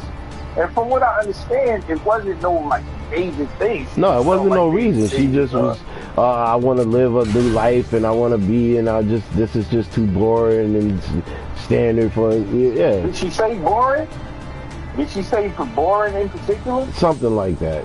Did she use the word boring? She didn't use the word boring, but you know, that's where she was going. Hey, holy shit. That's where she was going. Because it was nothing wrong. It was nothing wrong, you know. But she just was, it wasn't stale. It was something like towards that language though. And to me, I just took that as you're around a bunch of miserable bitches that got in your head and made you flip on somebody who was good for you, and now you're all fucked up out here in the streets doing all of these dating vlogs. Cause did you see the video she put out about the date she went on? Cause it came out the same week of what you were talking about with him. And she was talking about, and I went on a date, and the guy had gold fronts, and he put his gold fronts on the table. Right. First of all, bitch, you're a celebrity, right? Which means that even the dating apps that the celebrities is on, they got a celebrity dating app where it's just like for them in their world, you know, to keep them excluded from normal people. What I gathered, and nobody, maybe I should talk about it because I ain't seen nobody in the YouTube space that was addressing that video with her talk about it. Who was the person you was on the date with? What rapper nigga was this that you was on the date with? Because you're not going to tell me that you went on a regular date with a regular Joe Schmo that just so happened to have gold fronts that was chilling with you at some hot, because you ain't going to be going to Denny's. You ain't going to Red Lobster, right? So that means, when you break it down, that means that whoever she was on the date with is somebody that's in their world, in their space. Now, if it's somebody that's in their world, in their space, that didn't know better not to wear gold fronts to the dinner and take them out at the table, that either means one of two things. You went on a date with a rapper or an athlete, or somebody in the music rap world, industry, or somebody in the athletic world, because that's the only two type of dudes that I could see that would do that, not thinking something about this ain't right that I'm wearing gold fronts to a dinner date with the Tia Mowry twin that is known to be very square, you know. So you know that, everybody knows that, so you wouldn't do some hood shit with a square chick unless you somebody of a prominent rapper, producer, hip-hop, athletic standard where you feel it don't matter if I'm bringing gold fronts because of who I am, she's gonna be happy. You understand what I'm saying? Rocking with me, you know. So I want to know what rapper nigga you done lowered your standards to from this good guy you had that you went on a date with the rapper nigga. Who was the rapper nigga you went on a date with? Or who was the athlete dude you went on the date with? Inquiring minds would like to know. You said it was Flavor Flav. Flavor wouldn't fuck with her. That nigga Flavor would not fuck with her, nigga. That nigga Flavor, because she ain't going to Red Lobster. That's first of all.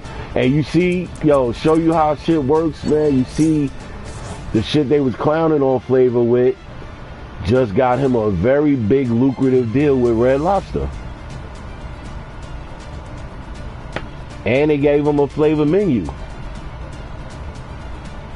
See, they were clowning on Flav with that move he made when he went and bought everything on the menu to support Red Lobster because they were filing for bankruptcy.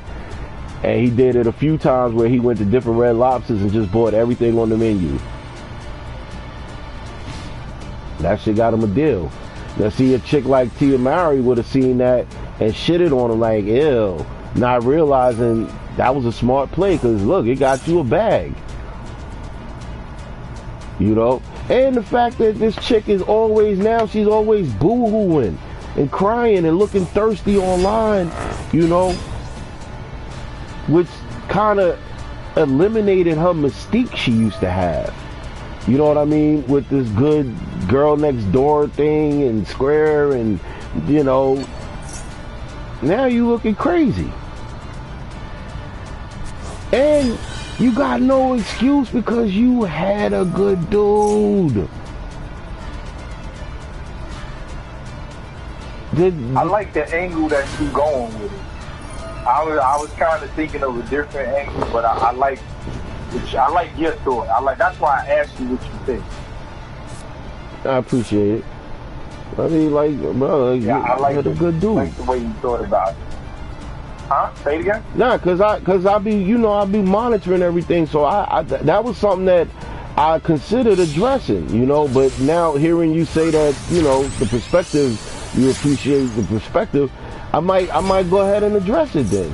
You know what I'm saying? Because I definitely was watching when it was going on, and I've been watching since all of that happened, and the fact of, like, she's making herself, she thinks she's empowering herself while she's looking online and on social media, but the more shit she does, the worse it's looking for her compared to how he's looking right now. If he keeps his head clear, he's still winning. He's winning right now. And if he decides to get on the market, they're going to be falling all over for this dude on the market. Women are already gearing themselves up, getting their shit ready for when he announces he's on the market. Well, I'm sure he already got it. Yeah, but I mean publicly. Because imagine, bro, you think about how stupid she gonna feel. You feel me? How dumb she gonna feel. Because obviously he already proved that over the test of time, being a husband, family man, father, provide all of that, over the test of time he proved that he could do it. So he already showed that through her, that, yeah, I could do it. So that means the next one he get, when she locked, type of woman that ain't gonna have this flaw that this chick had, they'll be locked in for the rest of their lives, and all Tia gonna have is to sit back and watch your loss. And you got kids, so you're gonna have to keep interacting. And with women, when they have to keep interacting with a loss that they know they did and fucked up, they know they did it and fucked up. Every time they have to interact, they're going to have to revisit the pain of their loss. So that shit's going to eat at her forever, the rest of her natural life. If he finds a good woman and never gets back with her, and finds a good woman and end up marrying her, having a life, family, kids, a future, and happiness, like, she's going to be miserable for the rest of her natural life, bro. It's going to fucking destroy her. It's going to destroy her. Right. So, I thought of it from a different angle. I was thinking of it how, bottom line is, the woman always gets the sympathy even when she's in the wrong.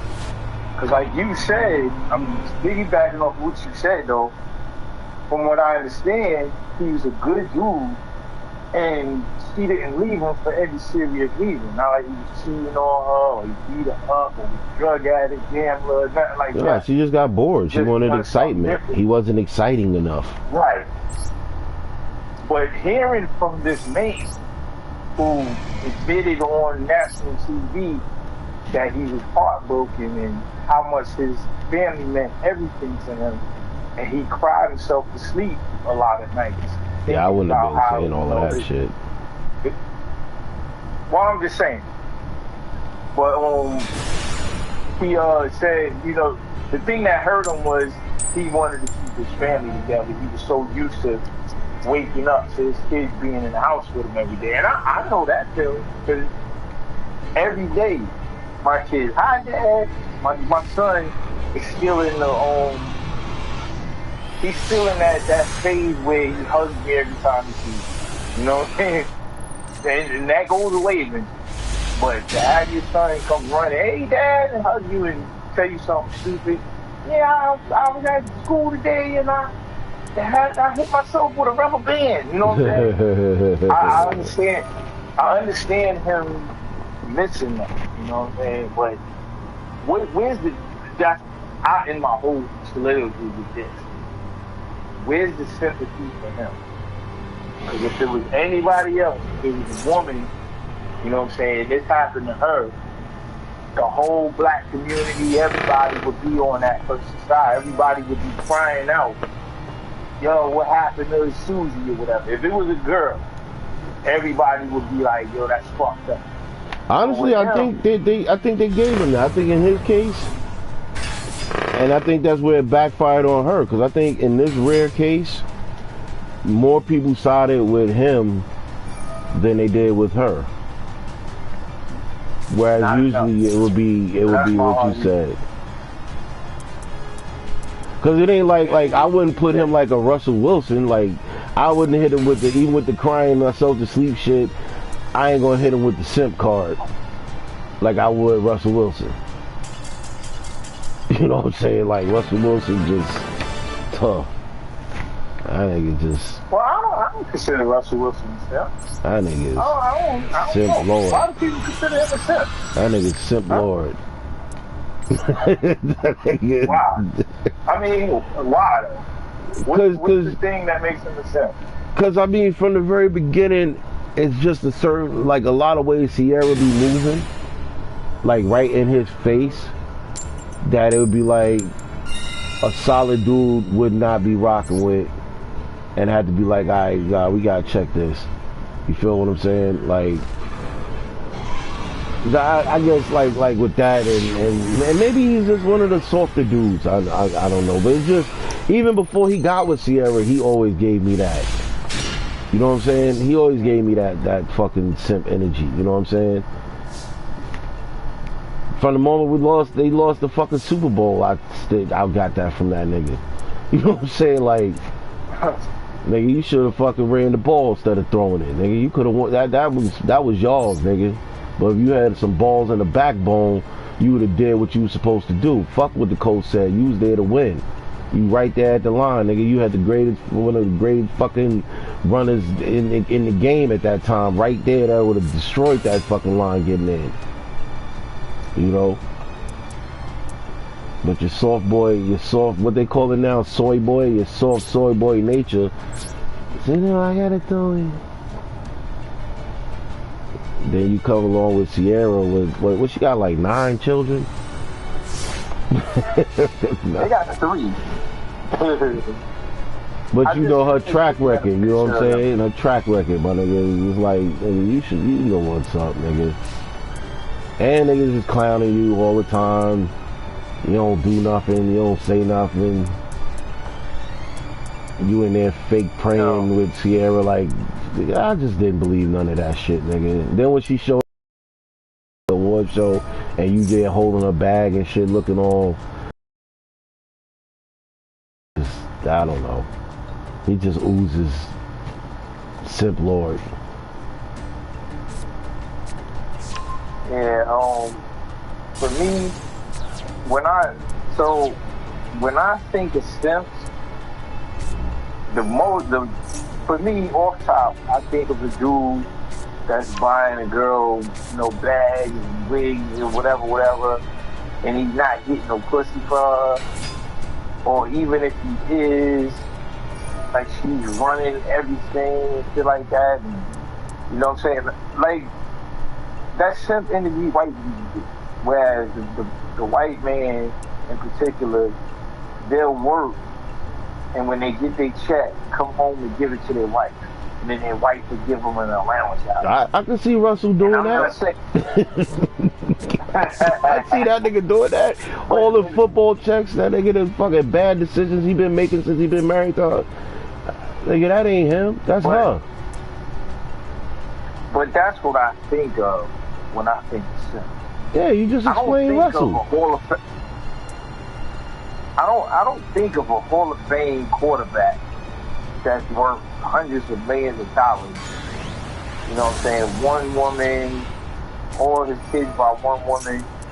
You know what I'm saying? Never been in no trouble, shit like that. Never, you know what I'm saying? Mm-hmm.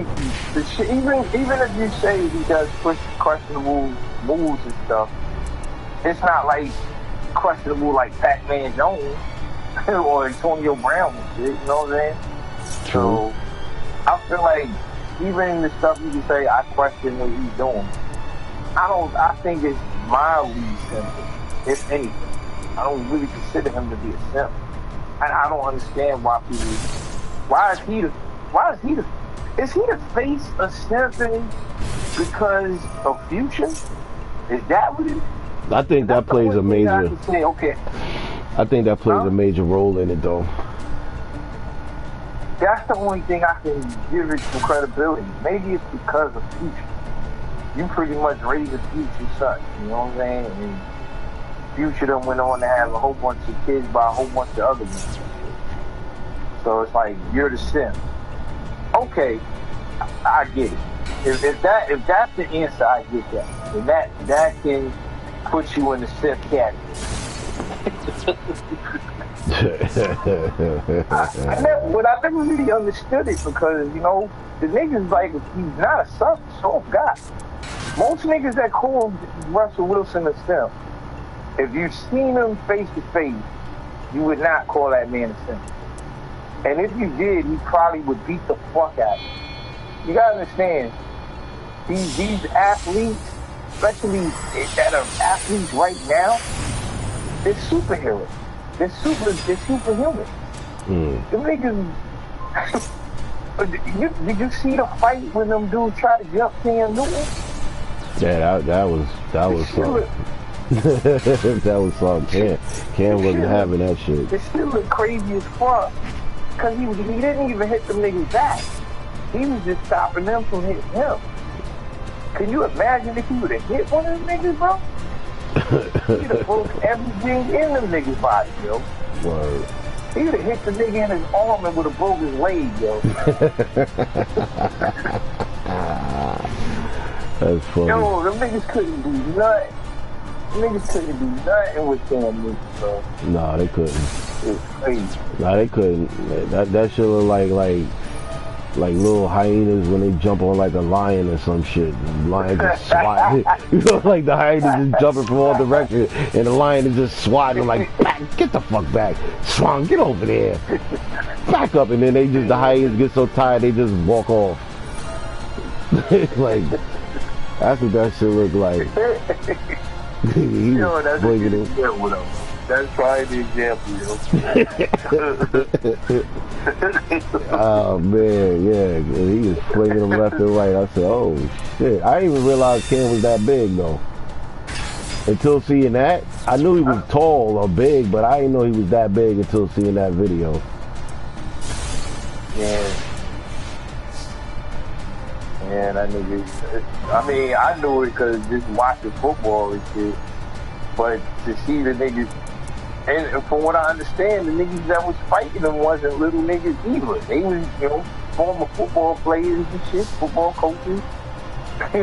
Oh shit. But when you think of the best, you know what I'm saying? The niggas is superhuman. You know what would be crazy? When you see like the biggest niggas stand next to other niggas on their team and shit. Like Shaquille O'Neal big ass picking up Kobe Bryant and carrying Kobe Bryant on his back. You know what I'm saying? It's videos and shit like that. So it makes Kobe Bryant look small. But if you would have ran into Kobe Bryant, you'd be like, God damn, this big ass nigga. People don't realize Kobe Bryant is 6'6". He ain't no little nigga. Right. But Shaq made him look like a fucking little boy. Wow. That shit crazy, man. Nah, I feel you. Yo, you know what? I'm about to let you go. You know what I'm about to watch? Did you watch it already or no? You probably ain't even into that nigga that much. What? I'm about to watch Umar Johnson on the Breakfast Club. I guess he was there yesterday? Or he was there 2 days ago? Yeah, I saw some clips. But there was the clip I saw because, of course, matter of fact, it was DLU who's dumbass.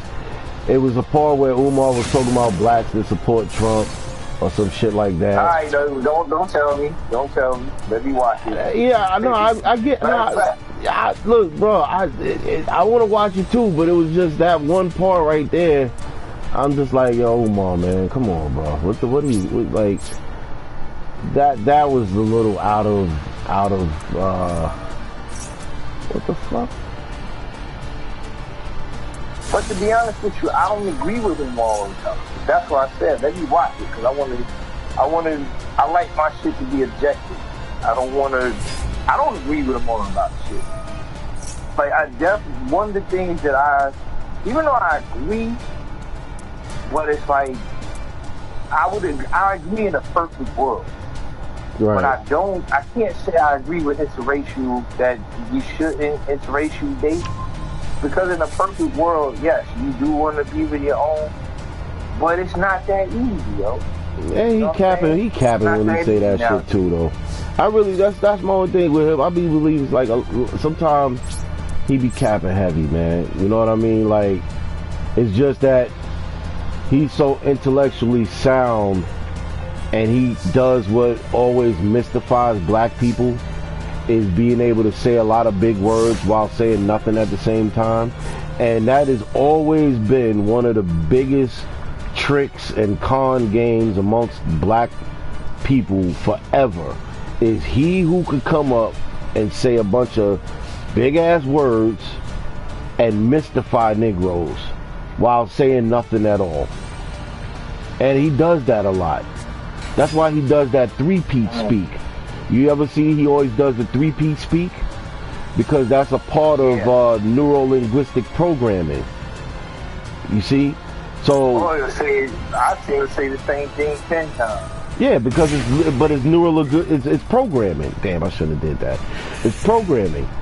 You feel me? So not only is he mystifying Negroes with being able to say large words and have this eloquent, not even eloquent, because sometimes he's not eloquent with it.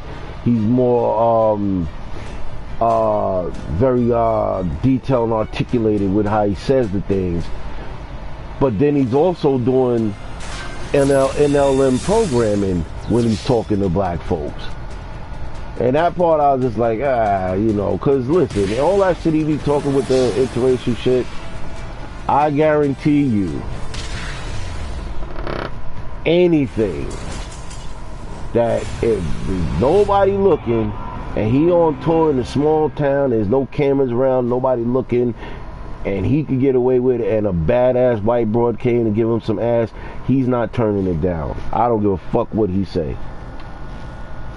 Nigga, you try to fuck Suki Hana, nigga. You are not turning down no badass white bitch.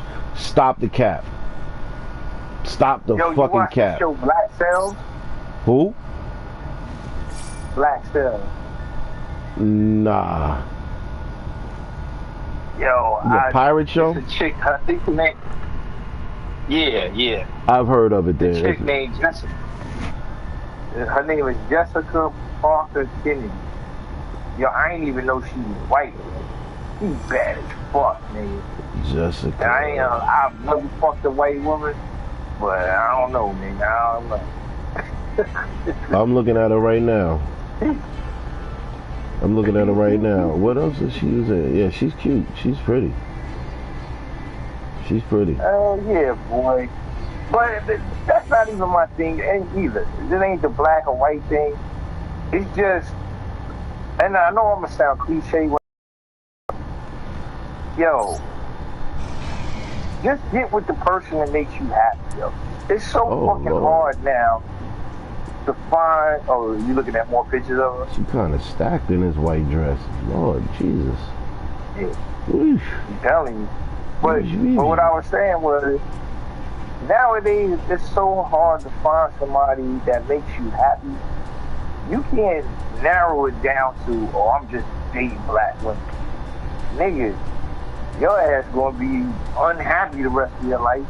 And then she's gonna divorce you, take half your money, put you on child support, and tell everybody you was abusive. Mm-hmm.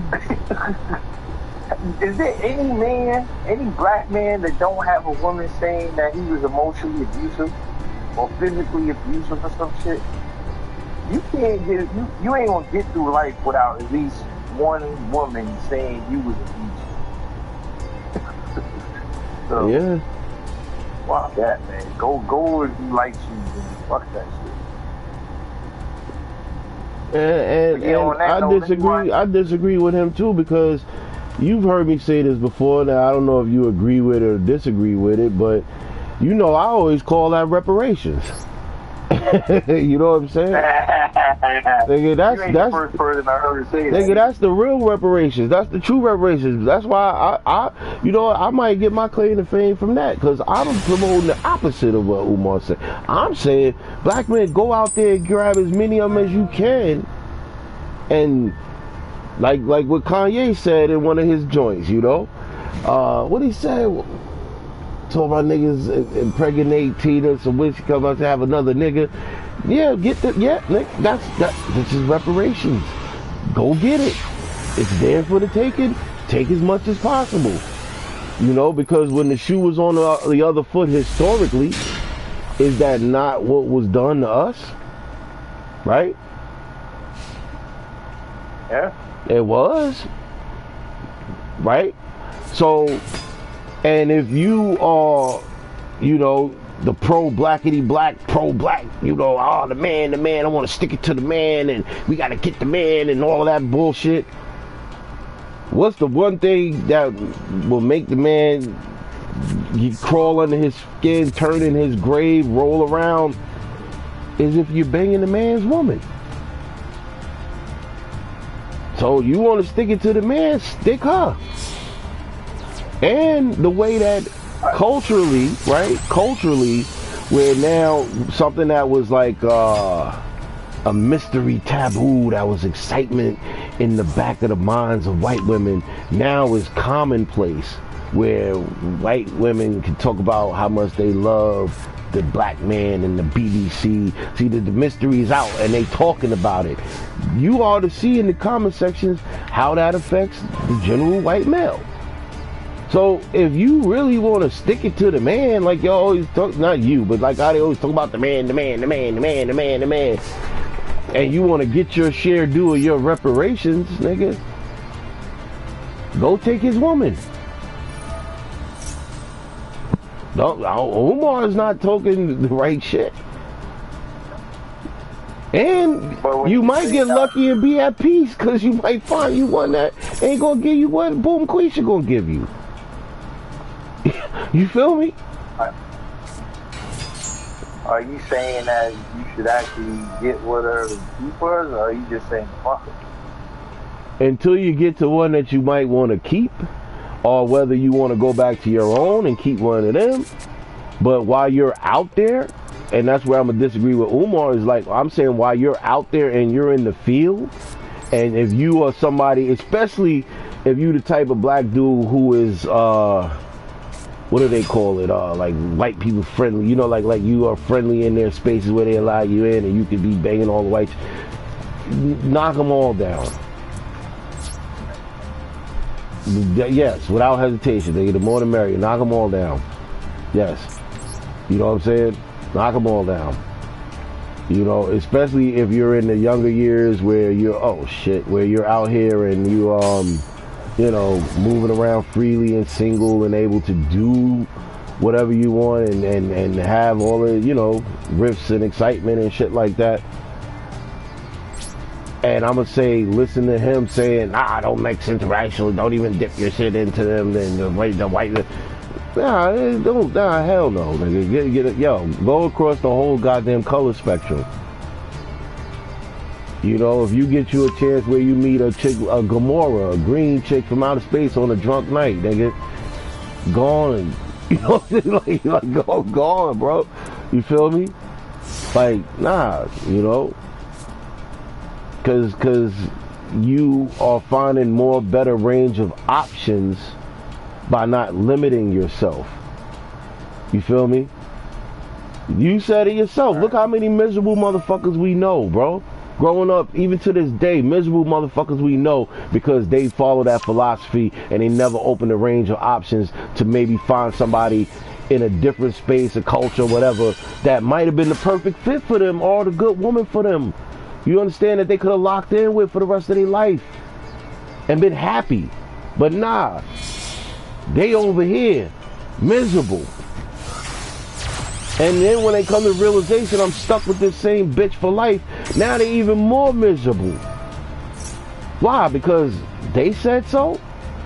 Because what? That's considered being on cold? Like, to be with somebody that's going to make you miserable just because we black? Get the fuck out of here.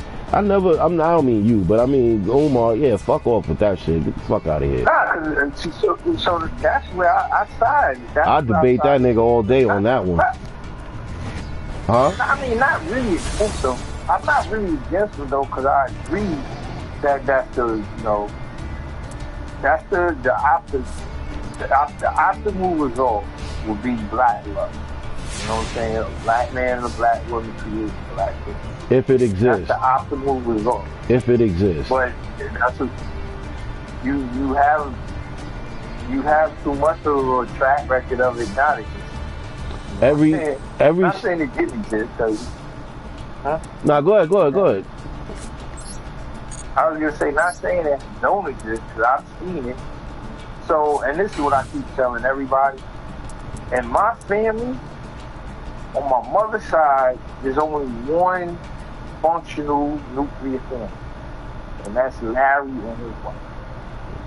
And on my father's side, there's only one functional nuclear family, and that's my Uncle Carl and his wife. Right. Other than that, you go to my family reunions, my family functions and shit, it's a whole bunch of single women. And it be us, though. We be coming in with our girlfriends or new girlfriends and shit. I got in touch with her every time you come, you got a new girlfriend and shit. But you don't really see a lot of functional nuclear families. Right. And what I mean by that, I don't know if me and you already had this conversation, but a functional nuclear family is wife, husband, and children. Mm-hmm. Yeah, I remember you telling me that. You don't see that a lot in the black community. Yeah. You don't see that a lot in the black community. I agree. I mean, and what I was going to say to you to build on top of that was, if you look at just in our lifetime, right, and even in the last decades, if you look at every standard of what they considered the black love, right, or what the standard of black love, every one of them has collapsed. From the highest level, your Will and Jada's, all the way down to your mediocre level, your Papoose and Remy. Every promoted standard of black love has collapsed. Yeah, I mean, not every, but the majority. The majority. Girl and his wife still kicking it. For now. But for now. Yeah. You know what I'm saying? Well, I remember one time they was going to break up for a minute, but then they worked it out. So, yeah. Black families are so unstable. But see, I'm not even going to go into that because that's a whole nother conversation. That's a whole nother hour-long conversation. Nah, I feel you. And I appreciate you being able to come through and give me what you was able to give me, you know, because we always do it big when we do these conversations, you know what I'm saying? So I appreciate that, you know. I mean, why don't both of us watch this Omar Johnson thing and then come back and conversate about that? We could. I'm about to watch it. It's like an hour and 14 minutes. So yeah, we could. Watch it while I'm still awake. Cause I'm about to go get me some more coffee, take a break from the Yu-Gi-Oh. Cause believe it or not, bro, and this is what I was telling Bucky earlier when I was telling you why I was. Oh yeah, I gotta text you his number. But when I was explaining to him why I do the game streams the way I do, because I play the game, and me just sitting here talking and playing the game, like I'm already at 3:23 in the time we've been on. That's been a 3-hour stream. 3 hours. I'm looking at the time clock. Oh, wow. 3 hours and 23 minutes. You feel me? Wow. And thank you for this, but because we were able to have this conversation, this got better engagement than if I'm not saying nothing because I'm talking. Normally I might be playing the game and just letting the, people watch the game, but I'm not doing commentary or talking about it. I'm just playing. And then there's some times where I mic up. But I noticed just with the fact that we've been, from when we started mic'd up, so remember I told you we mic'd up at what, the hour and 20 minute.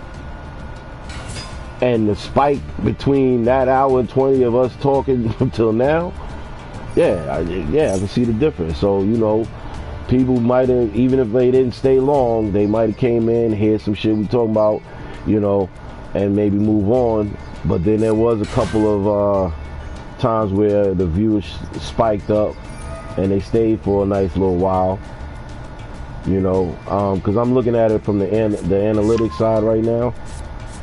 So it's even showing me the bars of when and how long people stayed and whatever. And that adds to the engagement.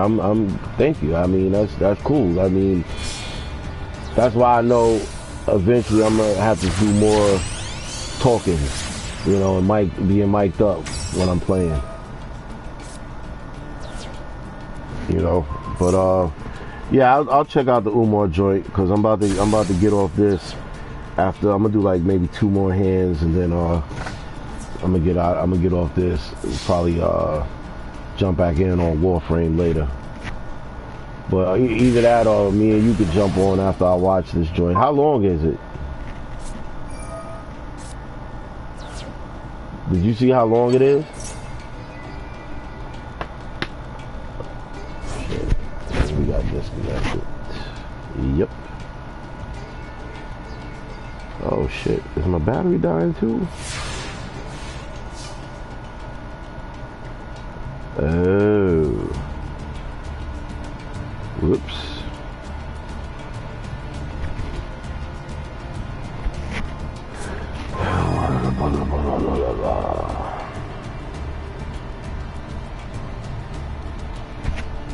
Okay, let's see, where we at? Well, anyways, that was the great, wise, and powerful Jungle George, the big shot that jumped in. Just want to say thanks again to Jungle George for jumping in on the stream with me and having a nice conversation about some things. If anybody's checking for that, when it started, we actually didn't start the conversation from the very beginning. We actually started at the, I think it was the hour and 20 minute mark. So if you go back, you'll see, I think around the hour 20 is when we started mic'd up conversation. But yeah, again, thanks to Jungle G. And he said he identifies as a jellyfish. So that's Jungle G the jellyfish now for the rest of the stream. Jungle G the jellyfish. Because that's what he said he identifies as. A jellyfish. But yeah, once again, thanks Jungle for coming through. And we're gonna rock out a little bit longer. Let me see where we at. And I gotta charge these phones and shit. Oh boy. Phone charge time. What is this person doing? What are you doing? What is this bullshit? You can activate one of these facts. Earth face up is unaffected by card. Destroy one of the cards on the field. Alright, we're not worried about you. You can discard one card and sell one. I don't know about you. During the main phase, you can activate one of these effects. Alrighty. Let's go this way. I got a feeling that I shouldn't, but fuck it. Must it on the beat, yo. Let's go this way.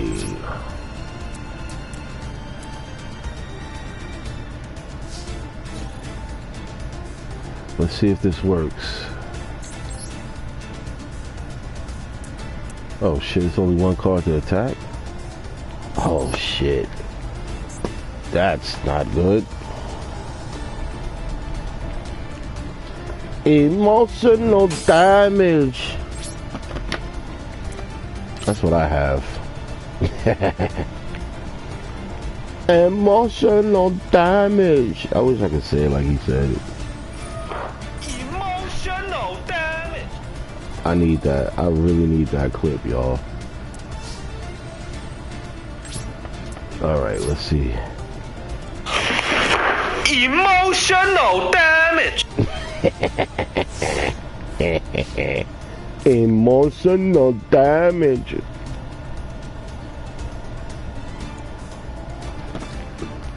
Mustard on the beat, yo. And again, thank you all for coming. Even if you don't stay long, just give a like on the way out the door. Likes are free. I really appreciate it. And a sub, y'all. Your Bumbleclad. Give me a sub, you motherfucker. The Bumbleclad. Sub. But definitely likes, yo. Like on the way out the door. It's free, man. It don't cost you nothing but emotional damage. Emotional damage. Oh man, did I eat? I don't even think I ate food today. I really don't think I ate food today. Because I was woke up out of my sleep. Why am I in this fucking group that I don't even know what this... Man, get out of this. Out of here. Yo, how did people be putting you in these WhatsApp groups and you don't even know you in this group? Exit. I don't even know who you are, yo. Trade group. I don't even know who you are. Who are you? No. Go away.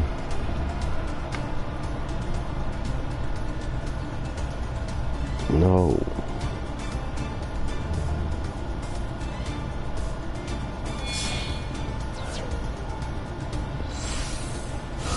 I want to remove this shit.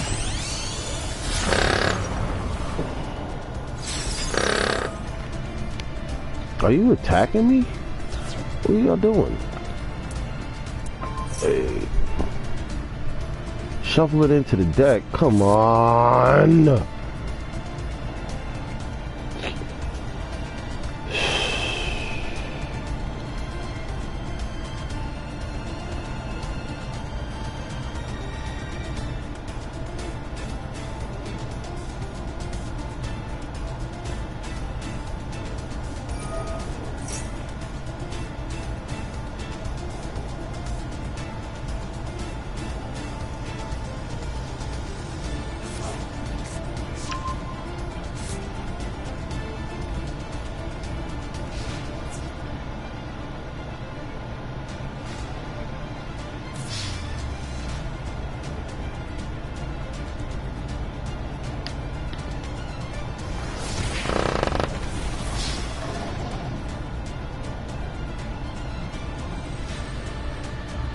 That's some bullshit. That's some bullshit. Straight bullshit. Alright, I guess I'm gonna roll on. I need to get some food. I will be back later. I gotta go check this Dr. Umar video, Breakfast Club interview, and get my ass in gear and do a few things. So people, good people, good people, good people, good people, good people, good people, good people, good people, good people, good people. Thank you all for coming. I appreciate all of y'all. Again, like you could, sub if you feel like it. Sub. And I need some coffee, so you know. Cash App is in the description. That would be nice. But until then, my good people, ahala, ahala, yeah.